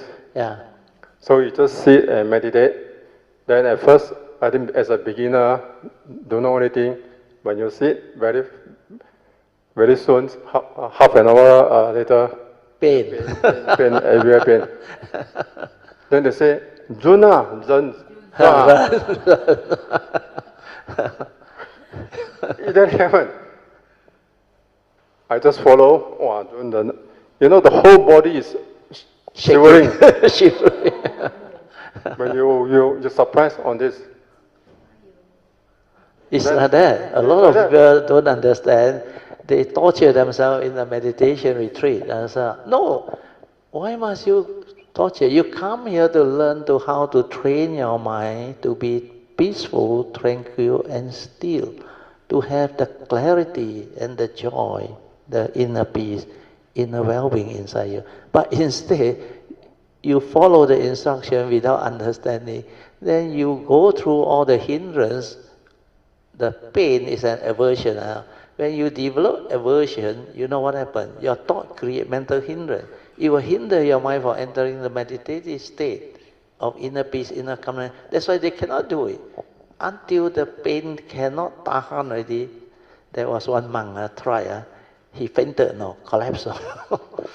3-4 days. He was a Westerner monk. He went to Myanmar also. Then he went to BGF and gave a talk. So my Kalyanamittas told me, he said, but they want to go and listen. He said, there's a Westerner monk. They call him Kwai Lo monk. I said, can, go lah. Then he described, he tried to, like you say, yan, until he fainted. Sent him to the hospital 3-4 days, only wake up. Then after that, only he said, don't be a hero. You cannot, don't try. That's why what he experienced is very usual, very usual. They dare not even move because the rule is so strict. Cannot make noise, cannot even cough or do all those things. Release your gas also is like taboo. You have to release it silently so that nobody can hear. Are that okay? Are you continuing? Yeah, so from that I know that this is not solutions. Yeah. Then I do some reading and all this. Thing that I pop up on my mind. All this, when you have the pain, you need to accept it. Really, you need to accept it and feel the pain. Yeah. Feel the pure sensation. Pure sensation for that. Really, it's very pain for that. Yeah. But after you overcome, I think 2 or 3 times, you really can accept it. Open up. Yeah. It's no longer an issue. Then I know that this is whatever, because this is like impermanence. Yeah. Then you just relax and feel it. Then it will go. Pass through, it go. Well, when you relax, the chi flow. You don't create mental hindrance. If you don't accept that thought which cannot accept that sensation become a hindrance, then you cannot enter the meditative state or inner peace, which is sati. That's why he did the acceptance, then the chi flow, relax into it, then can sit, anasana. And actually, there is a lot of understanding needed. Accept, don't create mental hindrance, then allow it to be. Then finally, it will flow. Then it will become normal again. And then you like to meditate after that. If he can experience one that shift in consciousness, you just relax and allow it to be. Then the so-called sensation which we label as pain last time, it will flash through one. Yeah, I sat through it in one of the retreat.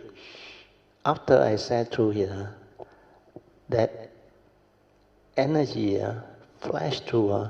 Then all of a sudden I realized there was brightness, there was awareness, fully aware.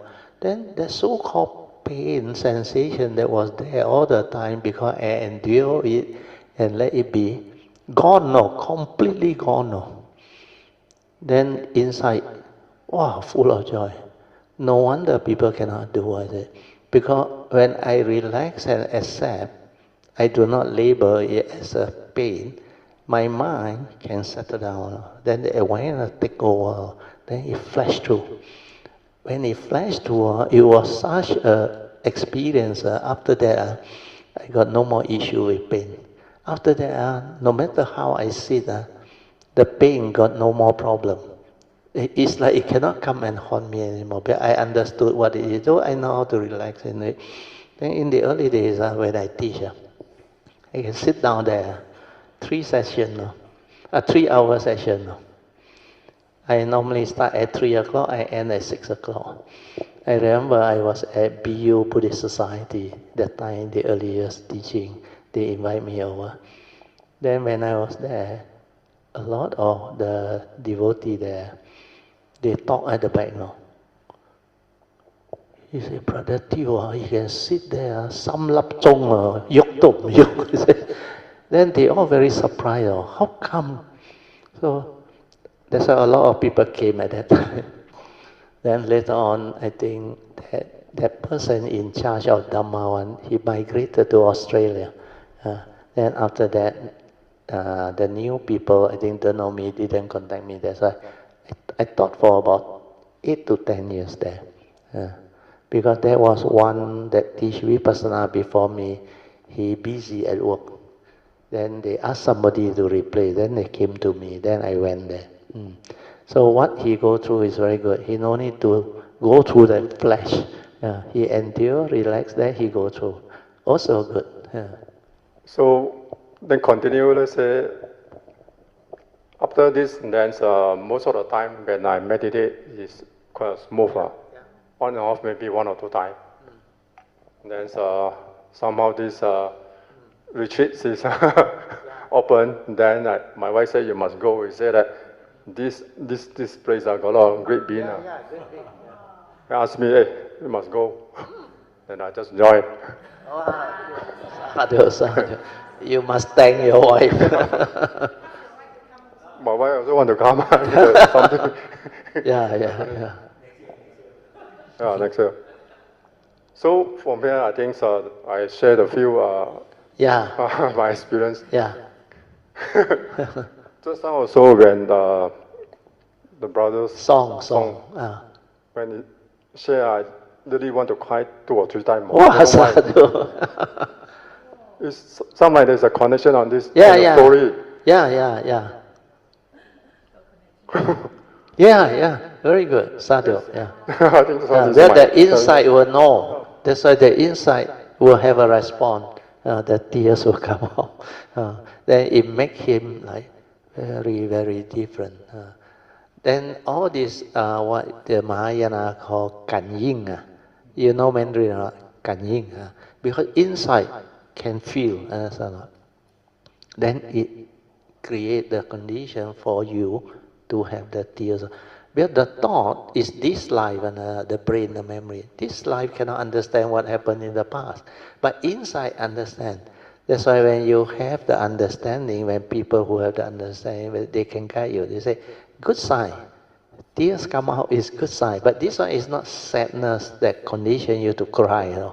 This one is your nature. After you receive the kanying, then there is a response. And normally this one is the joy and the compassion that came out from it. But your past, your nature can understand this is beautiful. But this is what you have done before or you are looking for. Then it will I think manifest. so. Maybe this nature want to come back already. Yeah, I want to come back already. I think the lost baby want to come back. Yeah, like song say, the master waited very long. Now you are back. Sadhu, very good. You, Sadhu. Thank you so much. Let us rejoice. Sadhu. Okay, we cannot have another one already. But 4 more minutes, we go for lunch already. Hopefully, all this sharing can give you the faith. So, just develop the faith, saddha, like song say. When your faith is very strong, through knowing who the Buddha is, how unique a being he is, how great the teaching is, and how it can help you understand life, live life, and develop all the possibility of no more suffering in life. And that is what living beings are looking for. So when you see this, the importance of cultivating this awareness-based meditation and the Buddha's Noble Eightfold Path and its 3 turning, you will develop the virya, means the spiritual zeal and tenacity to go this way. Then when this one becomes very strong, like Song says, it will drive you to cultivate. Then you will do the awareness-based meditation. You will sit, you will lie down, you will walk, you will maintain mindfulness.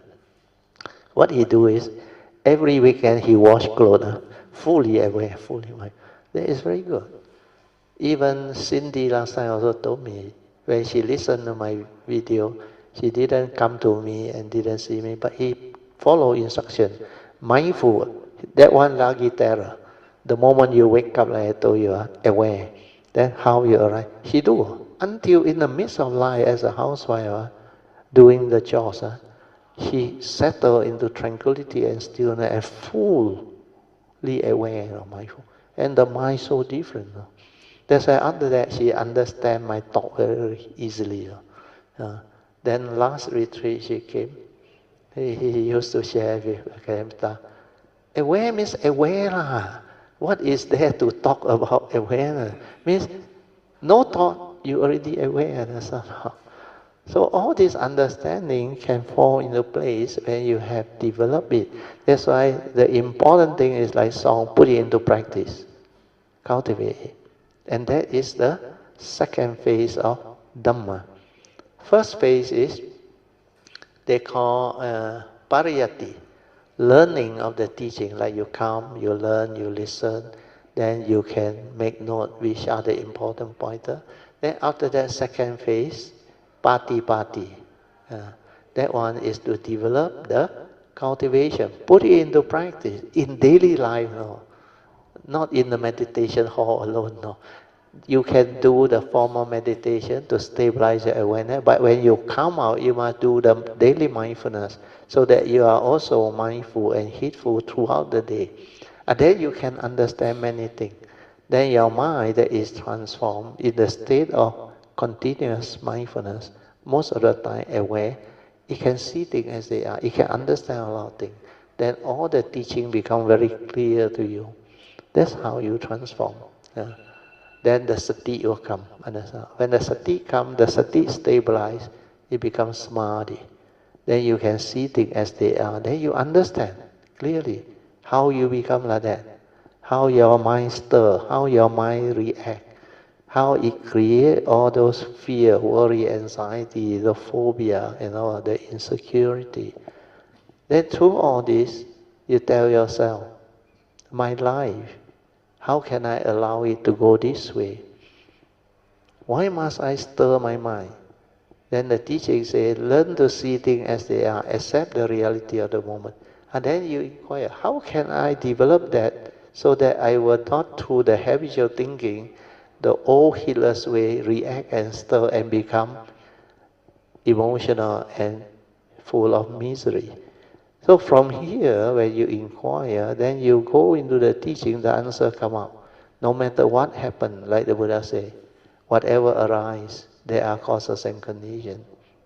And the world is the world, condition like that, things will be like that. People are just the way they are. So you accept first. After you accept, your mind is no longer having the fear, worry, anxiety, phobia. All this is, there is clarity. Then you inquire, what actually happened? How can I resolve all this following the Dhamma way, the Noble Eightfold Path, so that I can resolve all these so-called problems of life or life situation amicably and move on? That's what the teaching is all about. So this understanding is very important. Okay? Put it into practice. Sadhu. Okay, you can now pay respect mindfully to all the great beings. Kuan Bodhisattva, Sakyamuni Buddha.